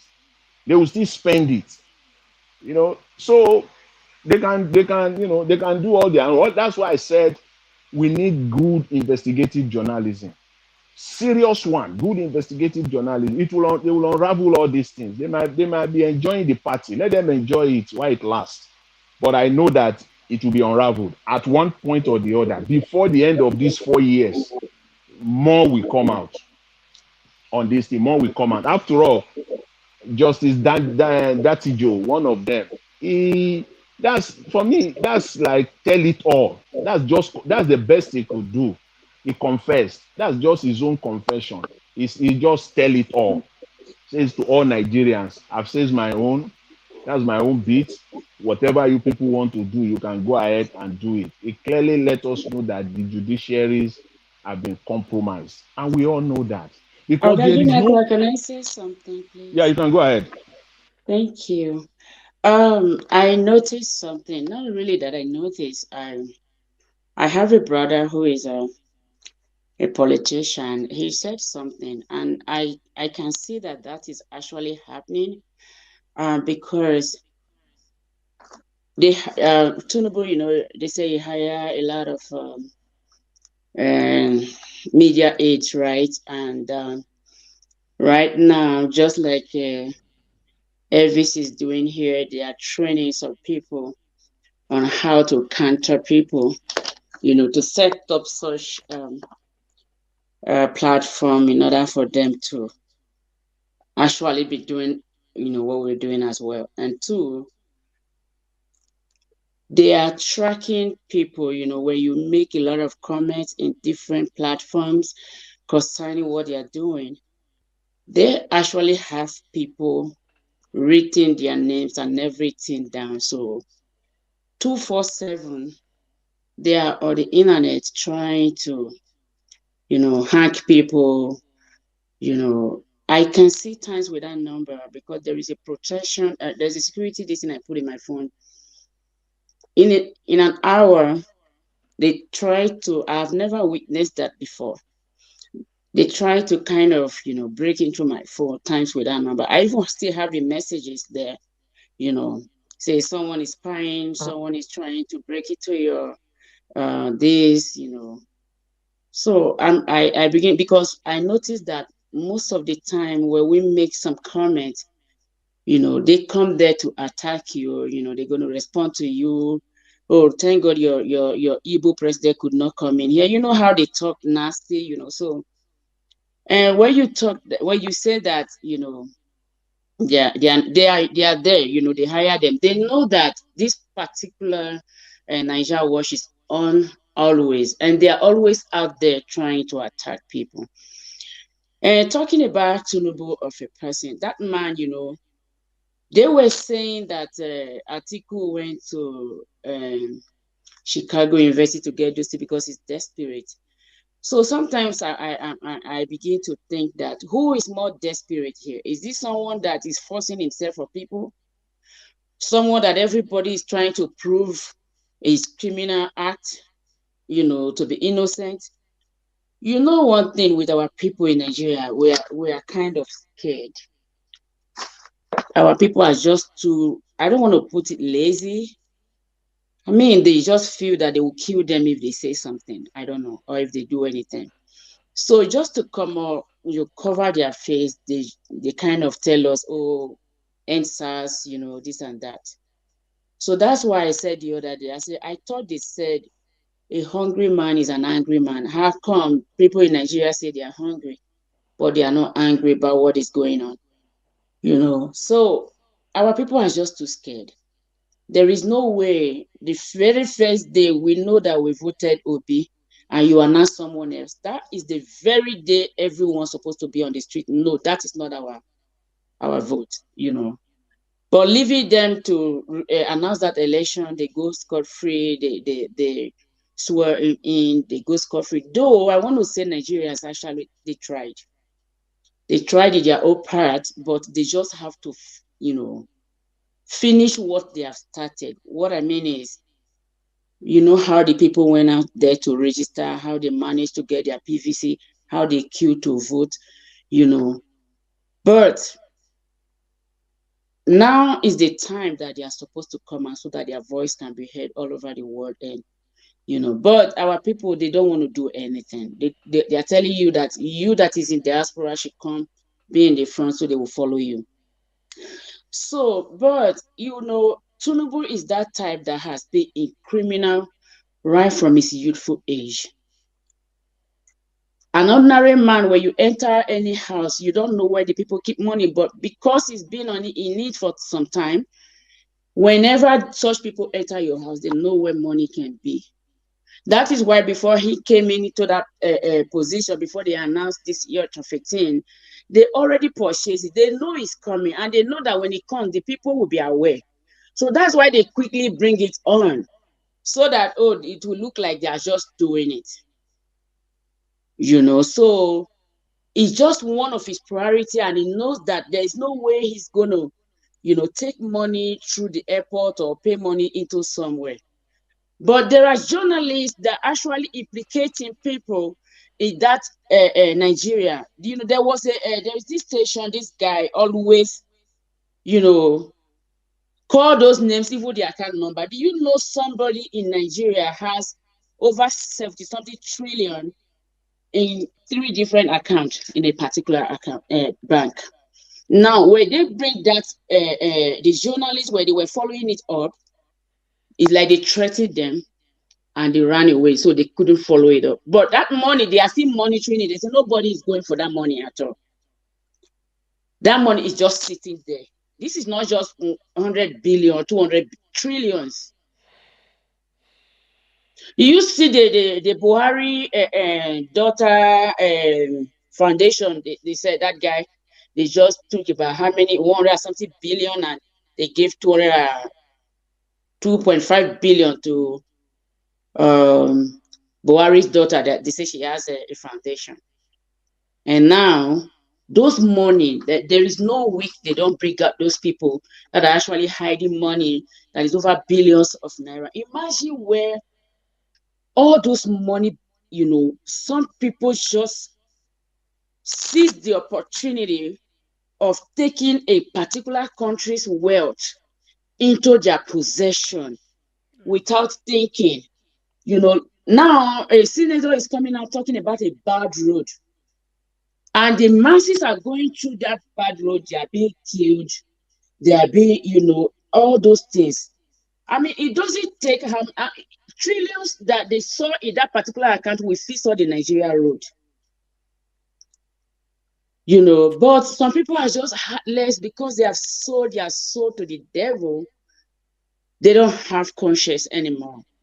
They don't think how are you even going to spend that money before you die? God is not a man, but I know, like you are rightly saying, it will come a time when, when you chase people to the wall and they don't have any other place to go, they will turn around and face you. But whom are the people? The Nigeria liberation,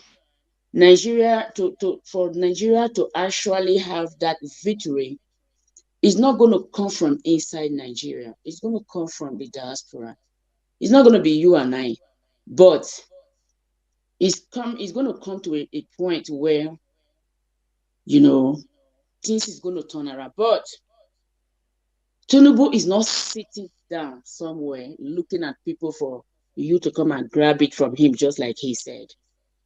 There are things that man is purely diabolical. Too much. Is when you say diabolical, I don't know. I guess you guys had it when he went to one country, came back. Did you see his belly? Yes, that time he came back earlier from France. See, there are 3 things. There are different things Tinubu is doing, but there is a particular thing that he has in his hands that is using. Tell me why in a country where we have professors, where we have educated people, in America here, and the Nigerians are more educated, even more than the white here.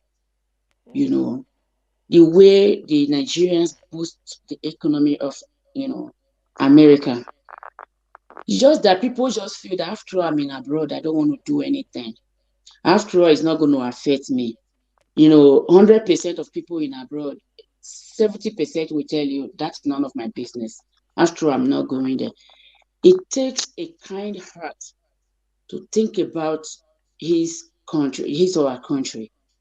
I mean, if you have family somewhere, even if you don't have family, see, tomorrow, if I visit Nigeria, I can't stay in Nigeria 3 weeks. I say I'm coming back. I have to stay like 6 weeks. But with this situation on ground, who is going to risk his or her life going to Nigeria? Because it's just too rough right now. Everybody is fighting to survive. You see robbers everywhere. You see, just recently, 3 boys, four of them. One brought his girlfriend. They cut the neck off, and they were roasting it in a pot. Midnight, they caught them and brought them. These boys are just the one that is. I think the most senior among them is 19 years. The rest are 17 and 18. Right. So in those days when I was 17, 18, I don't even think that even if you still give us money, we still give it to our parents, But these days you now see boys of 17 years. Their mother even buy them laptop and phone and all that to go and do, all in the name of poverty. So what are we trying to say here? Nigeria is corrupt beyond measure. In every area. Did you see the little girl, the little girl, a big boy went into her own mother's house to go and molest a baby of like 3-4 years, right? I don't know if you guys saw that one. The guy went into the mother went out to go and buy something. A guy went in there and sleep with a child of 4 years. That's a mental. He has a not only he also has a mental. He has a mental issue. Bros, we shouldn't put this thing in mental. I don't know what people. What about the lawyer? Is he a doctor that was sentenced to last week? Was it last week? Yeah. So the atrocity of Nigeria, one day I was crying and said, God, how can you allow someone like Tinubu, no matter the manipulation that, there are ways, God, you can just wave this thing for this man not to even near that seat. But yet, people still try. There are little voices, but, they don't care. That's just the thing. They don't have a heart. Yeah. You see the diabolical side of it. I agree with you 100%. No. Tinubu is using the Hindus, and Hindus and there are powers Tinubu is using, and there is one they are using. They blow it on the air every morning. They blow into Nigeria air. Nobody should talk. Everybody should be silent. They're waking up. Yes, I'm likely to agree with you because you know that tribunal judgment. All the lawyers were sleeping. Yeah. Yeah. No, I'm talking from fact, bros. I'm not just saying it. No, it's true. Yeah, because that is an instance to buttress it. So Tinubu is using the Tinubu has hired the Hindus people doing this thing. They are in Nigeria. Every morning they wake up and blow that thing into air. Everywhere should silent. Even if you can grumble in your heart, but you can't bring it out. That's what he's doing. That's correct. That's correct because you see, after that election, because Nigeria has gotten so low to the point where it is Kenya that is our benchmark now. Kenya is what we use now as our benchmark. See, the election in Kenya, the judiciary, their Supreme Court, they didn't just get to that level. The people came out. So when the judiciary saw that these people have gone out, we can't just come out with any stupid decision now. See, after that. What are we even saying, bros? What are we saying? If Nigeria, let me tell you, if you want to believe this, and I'm telling you, now there was an agreement that when Atiku got this thing, right?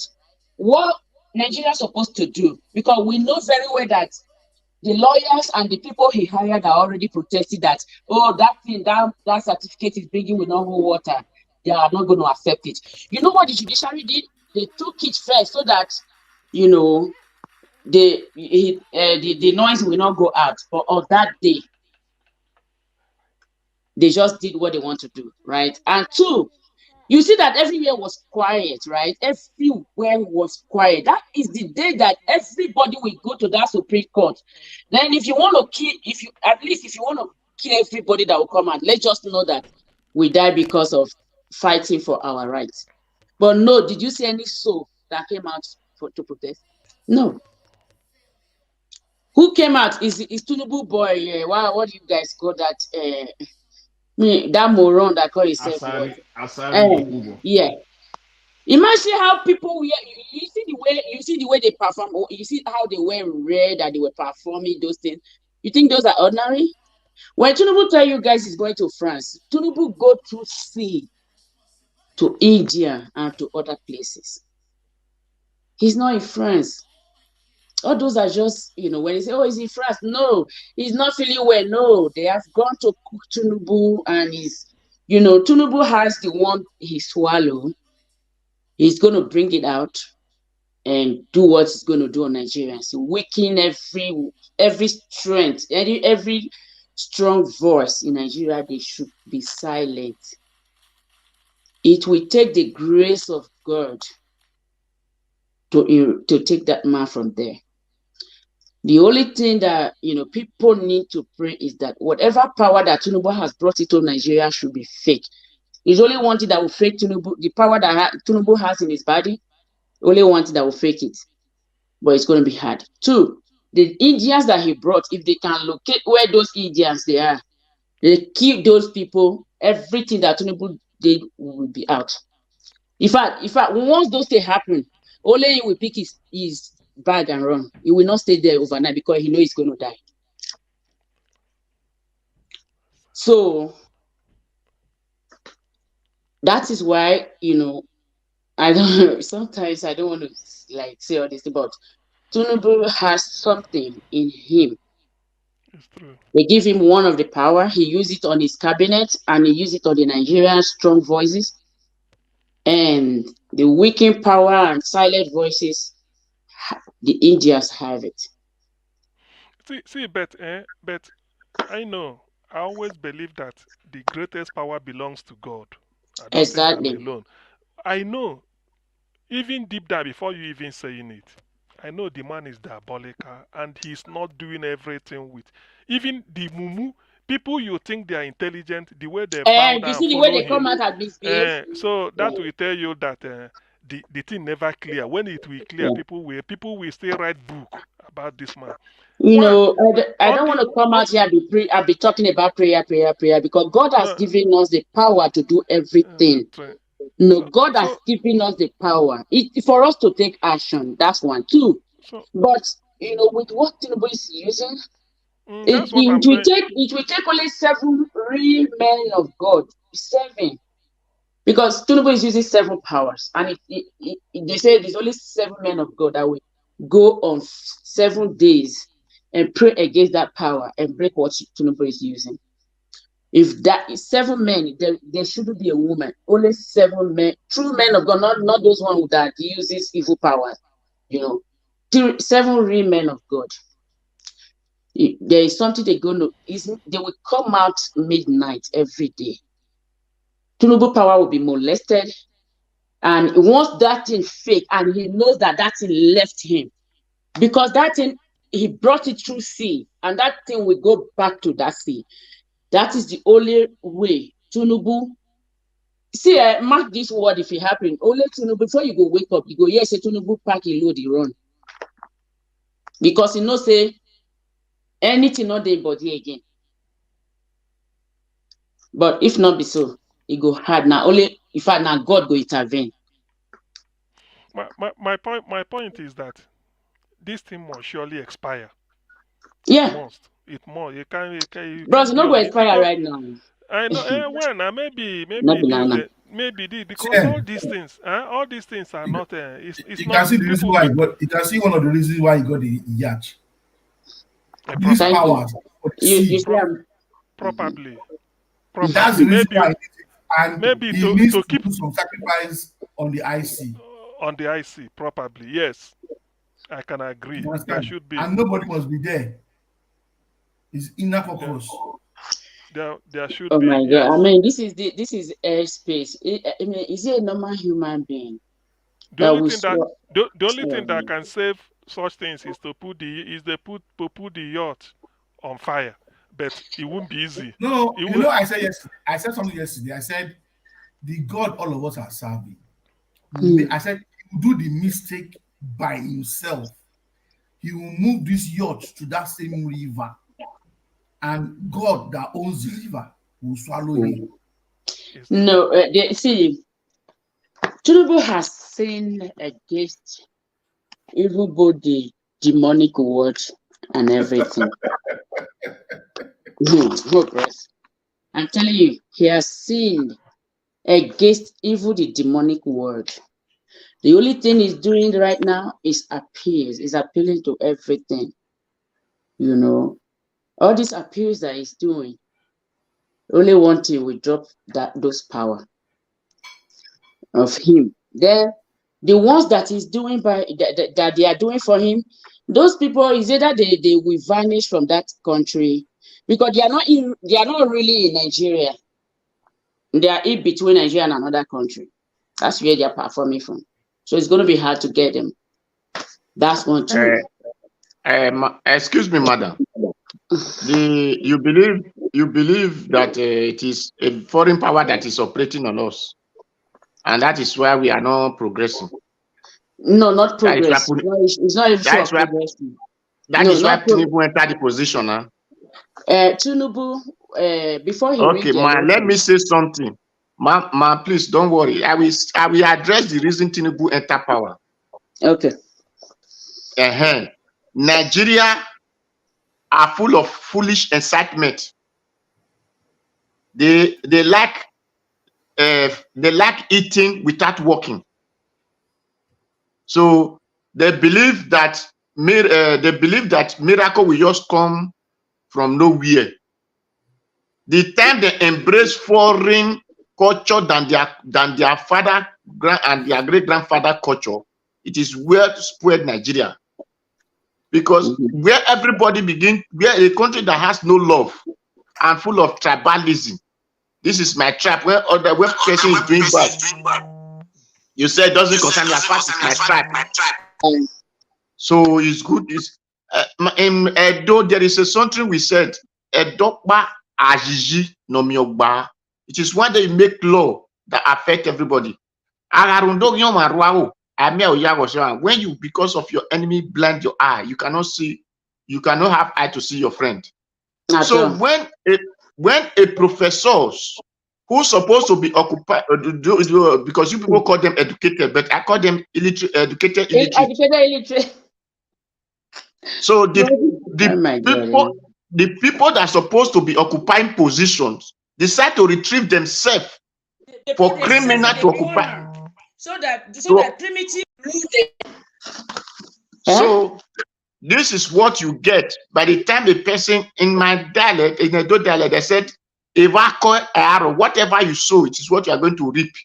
By the time they sow rough seed, they will not expect smooth germinate to come out. So rough seed has to bring rough food for them. I heard that when Wole Soyinka is number, he win prize, he do this on what basics. Just he win prize of telling histories, but they didn't do practical. A country without practical is doomed. So Nigeria has no practical, and that is where when Tinubu came into power, when everybody saw it that it was rigged, we were afraid. Even in this place, we were saying we don't need to wait the Labour Party wait. We were saying no, let nobody come out because they will hijack it. I said it here that let them hijack it so that the whole world will see the hijack. Then they will know that the country is boiling. That what the INEC did was wrong. We said no. Let us. So that is what you get when people are afraid to fight for rights. Not that Tinubu using demon power, using all this power we are seeing. Bro, it start from somewhere. It start from somewhere. It is not only Tinubu that ring himself inside now. Did even Obasanjo did he not ring himself? is it not only Yaradua who did not ring himself inside? So we should not come and say that it was Tinubu that bring the evil that is oppressed. No, we bro. Nigerians, Mama, Nigerians have taken the decisions of failure. So criminal will continue ruling them. Yes. When a country that cannot produce technology but want to use the best technology, a country that cannot, we should understand things now. Where everybody be turned to criminal. So this is what you get. Who will not judge who? All those things you say, it is not evil power. The evil power that goes there was the money, and which all the judges decide to collect. Because we said this thing before the evil election. I said, as far as the Supreme Court judge was given to Buhari by Tinubu, we said they have been preparing for these things. I said, we said it before the election that is where they are going to wait for. As far as making the Supreme Court from a Buhari Tinubu boy, that when it comes there, we will not expect anything from it. So the only place that people will have fight for the right was when the INEC makes stupid announcement. Exactly. So it was not because he pushed anything. It was because people are not afraid. Just what our Baba Fela says. We need good life, but we are afraid. I just buy car, I just buy car, I just build house, I just marry, I just do this, I just do that. But you said you need good life. I use it to make example here. How did Italian become what they are today? The reason they have red in their flag. It was because when it gets to everybody truth, we said let the canoes sink and let no one survive. So it was what made it. My brother, see, they've been rigging elections. Yes. In Nigeria before. We all know that.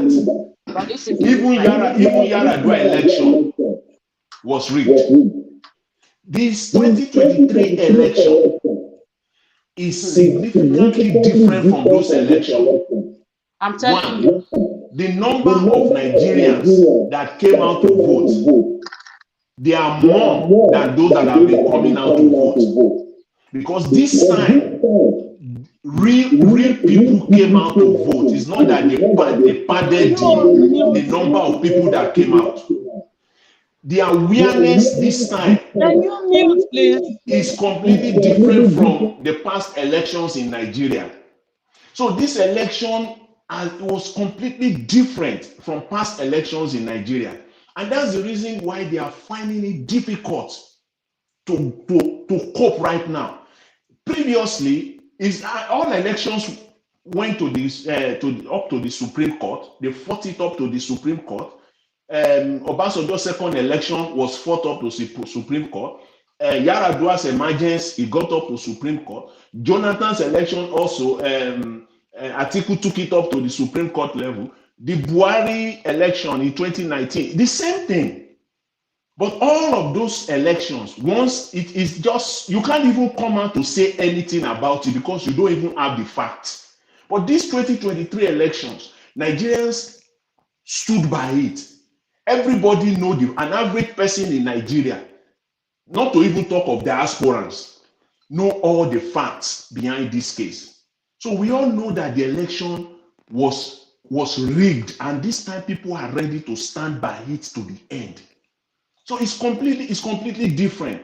I agree to the fact that March 1st, when Mahmoud Yakubu made the announcement, that was the time that Nigerians should have refused and come out. Because if they have done that, and then they quench it, and people maybe after 2-3 days or a week, and then everybody, settle down again, that would have been a clear message to the judiciary. It would have been a clear-cut message to all the judges of the appeal and justices of the Supreme Court.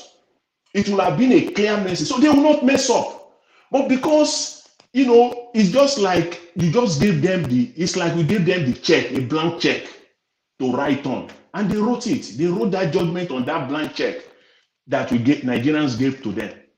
That's just what happened. I agree to the fact that it was a big error for Nigerians to have just stood back doing nothing. And that's what we're still seeing even right now, as it is right now. Calling Nigerians to come out, that NSC. I don't see Nigerians coming out for anything now. I don't see them coming out. Even NLC calling whatever now, that people should come out. For one man, for a NSC president, because he was beaten to stupor, the people should come out for him. For one man. That is why people will not come out. And after the election, and you want to tell me the election that affected millions of Nigerians, those Nigerians are also Nigerian workers. So you didn't come out for them. All they said is that go to court. And to court we went. Let Ejiro go to court. The TUC guy that came out almost crying on national TV, let him advise Ejiro to go to court. The same way they told millions of Nigerians to go to court, and we did. We went to court. Let them go to court. Why would they want the air to fall for them now just because he was beaten to stupor in Imo, in Owerri or where? Now we should all come out. People should now come out, and it's only when it affects them they will be crying. They are not fighting for Nigerians. We all know that they are fighting for their pockets. Between March 2023 and up to August, September, these people called off about at least 3 national protests was called off. Those protests involved, and all of those protests were at the right time. First one right after the election of the selection of Tinubu. The second one was in and about the inauguration. The third one was during the September 6th after the appeal court, whatever, the judgment they came up with. Those finest opportunities were there for them. They only used those time they went into Aso Rock and came out with their brown envelopes. Now what will happen now is that as bad and wicked these people are, and as self-centered they are, I tell you, take it to the bank. They will still use this beating to collect brown envelope. Just wait for the coming days. This beating, they will give them, don't worry, we'll take care, everything will be settled. You will go into Aso Rock, they will still use it to collect brown envelope. That's how shameless they are. They have no shame. They just want to use every opportunity to collect brown envelope. The TUC man that is talking now, wait in the next coming days. You will see what he will be saying again. They will enter house because they will have collected their brown envelopes. All of them. They know them. They know their weak points. It's just to call them in, romance them, and then they know how they give them, how they get their money. That's what is going to happen. It's not going to be different this time. For them now, this is another payday. Ejiro, it has happened. We know they will go and comfort him, do everything. All that is going on in their head now is how can we use this one again to collect?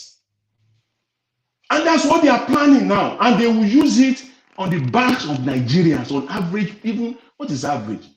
Poor, vulnerable Nigerians, the poor Nigerian workers that are earning less than 50,000 naira in this age and time, for crying out loud. In a country called Nigeria, people are earning less than $50 as income to take home.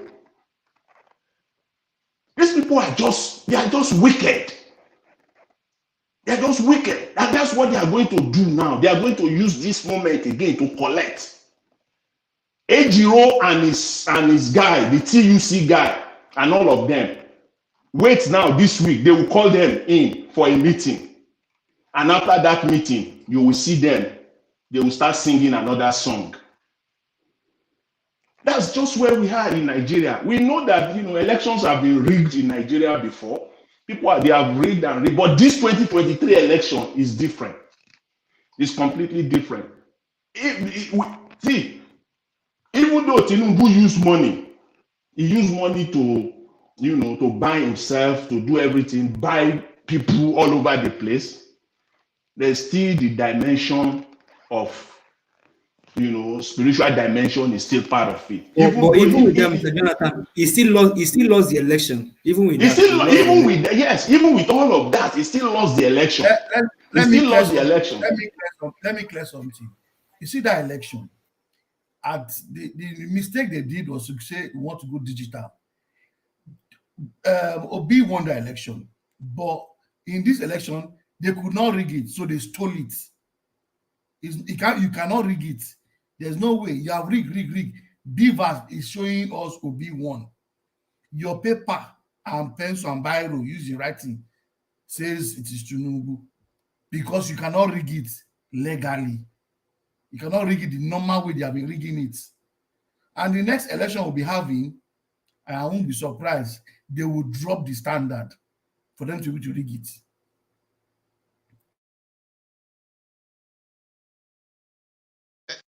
Can I say something, please? We should begin to understand that it is only Nigeria they put 2 months for registration of voters card. That is the first place that tell you the evil they plan for the Nigeria people. Because voters cards, a moment you get to 18 years, the office supposed to be everyday service. As you get to 18 years, then you are free to walk into the office and register. But in Nigeria, they will tell you 2 months to. And we announce it with so and so time, we will tell you where to go and register. Then in 3 weeks, that is all. You can no longer register. That have tell you the plans and the evil and the wickedness of these criminals who are jack positions, who supposed not to be in positions. And that is why when people now register, they will tell you 5 months to come, we will print it. Then we are not printing the one that happened 30 years ago. Then before 20 years ago, before we don't get to you. Then the time you're supposed to have your voters card to go and vote, they said they are not yet ready. So that is to tell you the wickedness and the evil plans they have for the country, not to move forward. The truth is, these people in government are the most useless of human beings I've ever seen. I want to give you an example now. When Obasanjo came in, they mentioned national ID card. They made people to register that national ID card. As at that time, I was still in university. I did that national ID card. I have the national ID card. From nowhere, Buhari came in and said, NIN. Please, on this platform, I would like to know the difference between national ID card and this NIN, because these people are a bunch of crews. They keep bringing out information for people to do, register people's name, bring out and spend money, and after 2 or 3 years, they make that thing useless. Now, thank you. They are just stealing money with it. I will say something here. I love what they call NIN, but it's supposed not to be so. NIN, it is community registration. That is what they're supposed to do. It's community registration.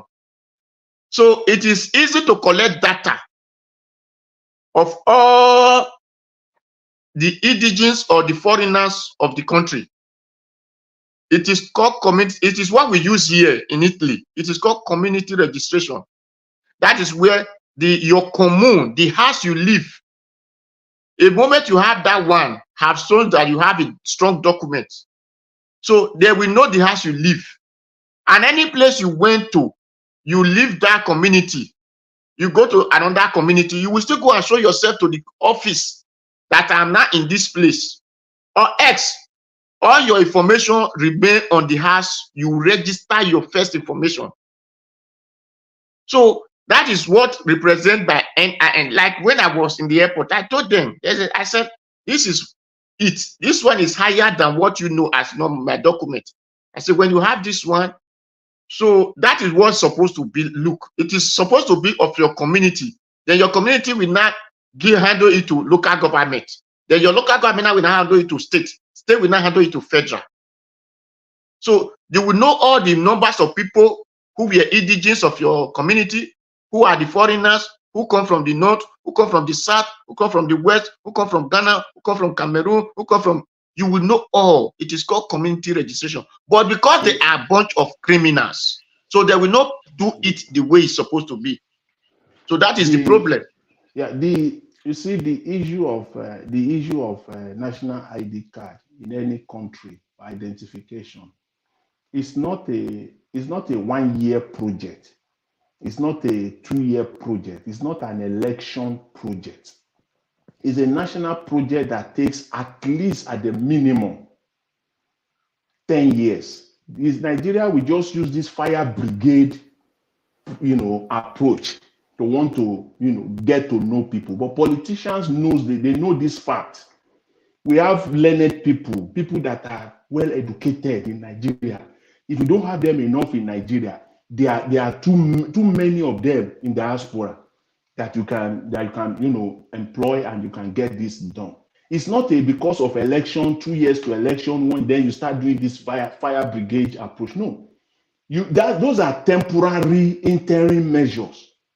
In any country at all that really wants to get it right, but politicians in Nigeria will not. They know the fact, but they will not. They know the truth because they know that once they do that, even Mahmoud will not be able to rig election again. Even Tinubu, 10 times of Tinubu, it will be impossible for him to rig election again. In the Western world, it is a project that they start right from when kids are born. That was when I was so happy when Obasanjo introduced the National ID Card project. That in 10, 20 years' time, if that National ID Card project has been really implemented, by now we'll have gotten it right. Because it is even much easier to do in Nigeria because you can mandate everybody in Nigeria that if you are not registered, use it as a long-term project. When you give birth to a baby, those children that were born in 2003, they are now 20 years old now. 2003, 2002, 2000, they are now at their voting age. All of them are now, and there are millions of them like that in Nigeria. That is when you register people. Because if you tell Nigerians that, see, this money they want to distribute, they call it palliative, 25,000 naira for 3 months. How do you know who is going to get that money? Where is that money going to? But if you have a good, proper national register, this one they are carrying about, all these states, is all political register. I call them political register. Not register for Nigerians or for the state of Nigeria, just for their own political whims and caprices. That's what it's meant for. Because when a child is born, that's how it is done. If you see a serious government, when a child is born, bam, like this, that child is captured. That child is captured. As long as that child is born in Nigeria, see, if you like, carry the child, go anywhere. That one is captured in the state of Nigeria. Can't go anywhere. That's why they can import all these almajiris all over the place, go to the north. You don't know who is who. Today they will say they are 10 million. Tomorrow they will say they are 15 million. That's the problem that we are. So this ID card thing in Nigeria, it just can't work with the present system. If they are really serious about it, even tell the most rural people, the most illiterate in Nigeria, tell them that, see, if you don't register your baby, if you like, go and give birth to that baby in Kilimanjaro, because they will say some of them they don't use hospitals, they give birth at home. You know what? These are our local problems. They will highlight them. They use it against us. They use it against development. And they are rural people. They don't have hospitals. They are living in the villages. They give birth at home. It doesn't matter. There is no human being on earth that at one point or the other, as long as you are in that country, that you will not need government service or services at one point or the other. Even if you don't, government can law you. Government can use money. You are eligible for 10,000 naira. You rural women, you are eligible for 10,000 naira for the next 2 years. But before we give you, you have to register your baby. They will come out, they will register. When they give birth, they will register their baby. And that's how government develop what is called national register. National, it's not like, it's just what we're doing in Nigeria is like trying to build a house and you are trying to build it from the roof, which we all know is stupid. You build a house from the foundation, not from the roof. The Nigeria will not even start from the floor, because when people build houses, they don't do foundation. You know those houses, they build with wood. They don't dig. They don't dig at all. They just start building. Nigeria don't even start from the floor. They start from the roof. And we all know the ultimate result of that is total collapse. It will collapse. That's what we have in Nigeria. So with this, election thing or no election is something that we just have to play the game the way it is right now. Rigging of election is not what they do, 1 year before election, 2 years before election. The rigging for 2027, I said it earlier, it has started now. So you will now come out. If Labour Party is not up to the task right now, playing the game with them now, side by side, bumper for bumper. If Labour Party comes out in 2026 and then they are preparing for election, forget it. It's not going to happen. This is the time. Don't come out in 2027 and say you don't have agents. All the 176 or whatever numbers they will call it in 2027, you don't have agents. Not even one. You have multiple agents in each of the polling stations. If they like, go and put it in whatever, the polling unit, inside water, in every area of the Niger Delta, all the creeks, everywhere, you will have polling, not even 1, 2. You will deploy your own technology. By now, that's what you'll be investing on, with cameras, surveillance cameras all over the place. They can't beat you at this. It's an open secret. You meet them. You have to preempt them. Go 2, 3, 4 times ahead of them. Because I don't expect that in 2020 we'll be talking about even this election coming up in Imo State next weekend and Bayelsa and Kogi State. It will be so stupid of us talking about election rigging. They rigged the election again. In Imo State and everything, and Labour Party candidate will come out. We are going to court. It will be so stupid for me. I'm not going to lend my voice to that. Me as a person, and I will be telling Nigerians, please don't waste your time. Don't lend your voice. It is just payday for lawyers. Lawyers will just collect their money because they should have done what they need to do by now. On the day of election, you fight it out. Imo State next weekend, next Saturday. Fight it out on the day of election. Monitor your election to the end. Monitor your votes to the end. Don't allow your votes to be rubbish or not, or just monitor it to the end. You must do that. That's what we must do in Nigeria if we want to have anything at all, so that we can focus our mind on other things that are, the other developmental things. And so by the time Labour Party have 2, 3, or 4 governors, that's the beginning of it. Things will be getting, Rome, as they said, was not built in 1 day. Then things will be getting better and better. We have one in Abure State now. And imagine if we now have 2 or 3. What will happen is that those governors will begin to compete among themselves. Oh, this one is doing it. Oh, that one is doing it. They are doing it in that state. Oh, we have to do it. That's how development starts. It becomes a competitive thing. So that's just what I'm looking for, I'm hoping for, and with every opportunity to talk about at every opportunity on every platform, to let Nigerians just do what is right, so that we don't just cry like a crying baby. That's the way they are seeing Labour Party and Obedient right now. That we're just crying and nothing is going to happen. You can do all you want. That's why you can see Tinubu bragging. I won the election. I went to court. I also won at the court. That's why he's bragging. You have to meet them at their game, bumper to bumper. So on election day, don't just sit down there and wait for your votes to be carted away. No, don't wait for that. You must have your own results. You must have your own. Even those state electoral commissioners that they are appointing now, that's part of the rigging.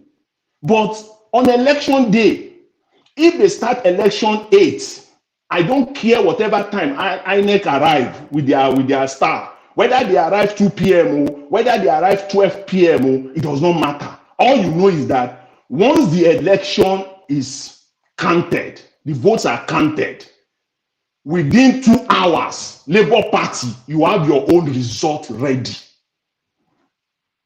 Within 2 hours, you have your own, you have collated and tabulated your own result ready.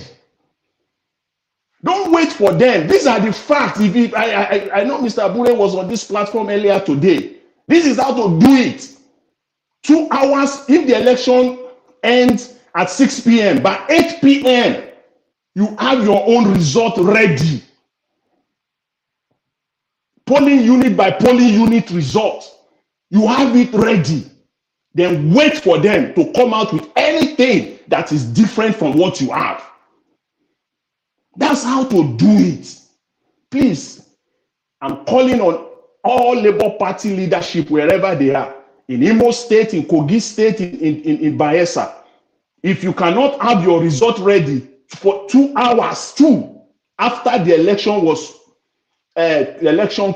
declared closed in all the polling units, then you are not talking. You are not talking, because that's the time between the time election were declared closed and the time they will announce. That's where the rigging starts. It is in that period. And you know, in the Western world, there's what they call leaking. Leak your result. Do this. Leak it out. Have your own people leak those results out. Let people know this result with video camera evidences. Have surveillance camera in all the polling units. This is where you should spend money on. If you come to the diaspora and solicit for funds for this, I don't think you will not go out with the resources that you need. Have surveillance camera in everywhere. We don't need to talk about where to place surveillance camera. We don't need to talk about all of that on the social media. But there are ways to do all these things. Have it all over the place. Have it at all the collation centers. Have your results ready. We need to do this. We need to match them so that all these judges at the court, they're using all these things to manipulate, and we just look so stupid. I will just leave it at that for now, and I hope that this coming weekend, I'm really, really focused on those 3 states. I want to see how prepared Labour Party specifically is. Whether they have learned any lesson at all. I just want to see it on the 11th of November. I'm waiting. Thank you. Thank you. God bless you. Buhari, what do you call the criminal in Nassau Rock today? Tinubu, he can brag because he and his gang are the judge, are the ANEC, and I wish by now he did no longer see Mahmoud Yakub existence and some judge has disappeared. Then he would have not come out to say, I want that he was saying. It is because those ones are still moving freely. So that is why he can brag everywhere. So me, I believe eye for an eye, tooth for tooth. Because that is only things that solve people's problem. Because person that is oppressing you, if you did not drag and punch his eye, he will keep oppressing you. So, except Nigeria rise up and punch their oppressors' eyes. If not, they will keep on going down the drain the way they are going now. So, the Imo State or whatever state that we have their own, it is do me, I do you. Because in that time, they said Lagos, some group of people were saying, if you are not voting for APC, don't vote here. If I were to be there, I will still tell that person, if Lagos is APC or it is people that live in Lagos, you will tell us. That thing he thought he know, we will tell him we know him more than him. Such person, you bath him with devil beans. Such people come out with their whatever they want to, their hand will raise up and will never come down again. So that is how you deal with people. But when he just threaten you, you run home. Then tomorrow we do more. But when he threaten you and you tell him, I will do you worse than what you think you know. Then, if you say it's like, let's try and see. Then tomorrow, before the person shake you, we look back. So that is only what I know. And that is why I'm fighting the so-called Nigeria beliefs, which is foreign religion that keep them in captive. That is the foreign religion that keep them in captive, that tell them, just leave people to oppress you on earth. Don't worry. There is a man that is going to free you after you die. So that place is called heaven. That is the mentality that is making all these criminals to exceed in power, in positions. So, because that is why those who don't supposed to be judged are not the one being judged. Who don't supposed to be an chairman are not the one being an chairman. Who don't supposed to be local government chairman are not the people being local government chairman. Because the real people who will have occupied it, then go to one man and the man open book that China print, Korea print, Indian print, whatever country print it and bring it for them. Then that man said, don't worry, just leave your hope on this life. Don't ever bother by anything. Your house is leaky. Don't worry. Let rain flush you and your children out of the house. Just put hope on a place that nobody know how it look like. That is a place you are going to enjoy. That's a place you are going to live in a goodie house. So that mentality, if it did not leave our people, my brother, we should remove eye from all these things. We are still talking.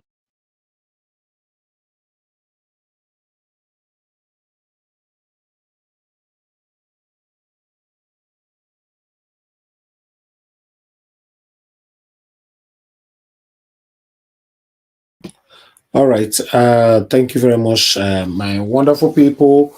I said I give una time, make all of una take talk and interject and interact with yourselves. Meanwhile, yes, we're almost 5 hours here. We have come to the end of this broadcast. Let's round up so that we can end. Okay, if it's be like say you go sleep, see so. No, I didn't.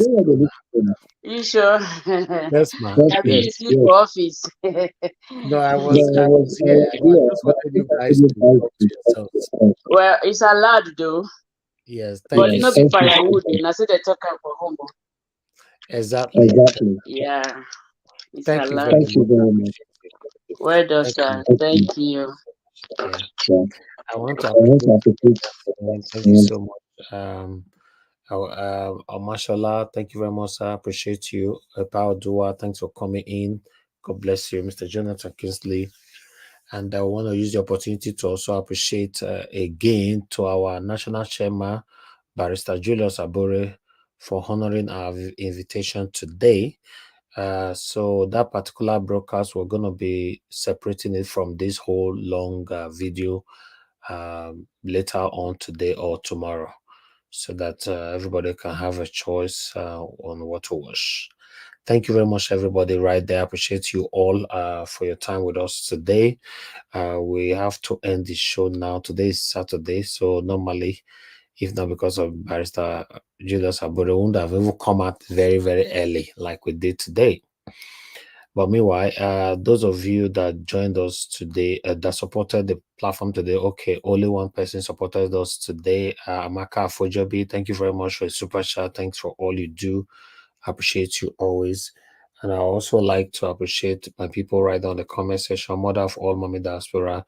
Thank you very much, Mommy, for all you do. Thanks for your support, your backup. I appreciate you always, always. Appreciate every one of you right there on the comment section. I can see Madam Ahmed Bright. Thank you very much, Madam. I appreciate you. Thank you, Anthony Ola.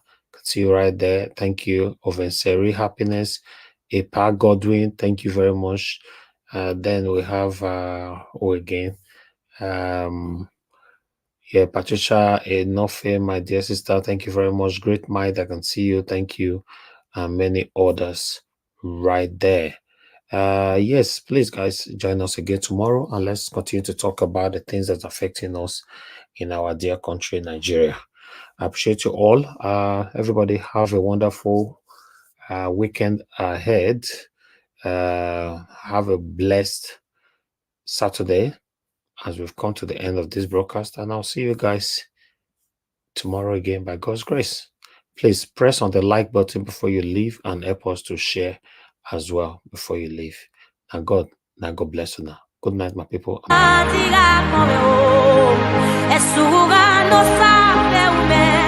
Siga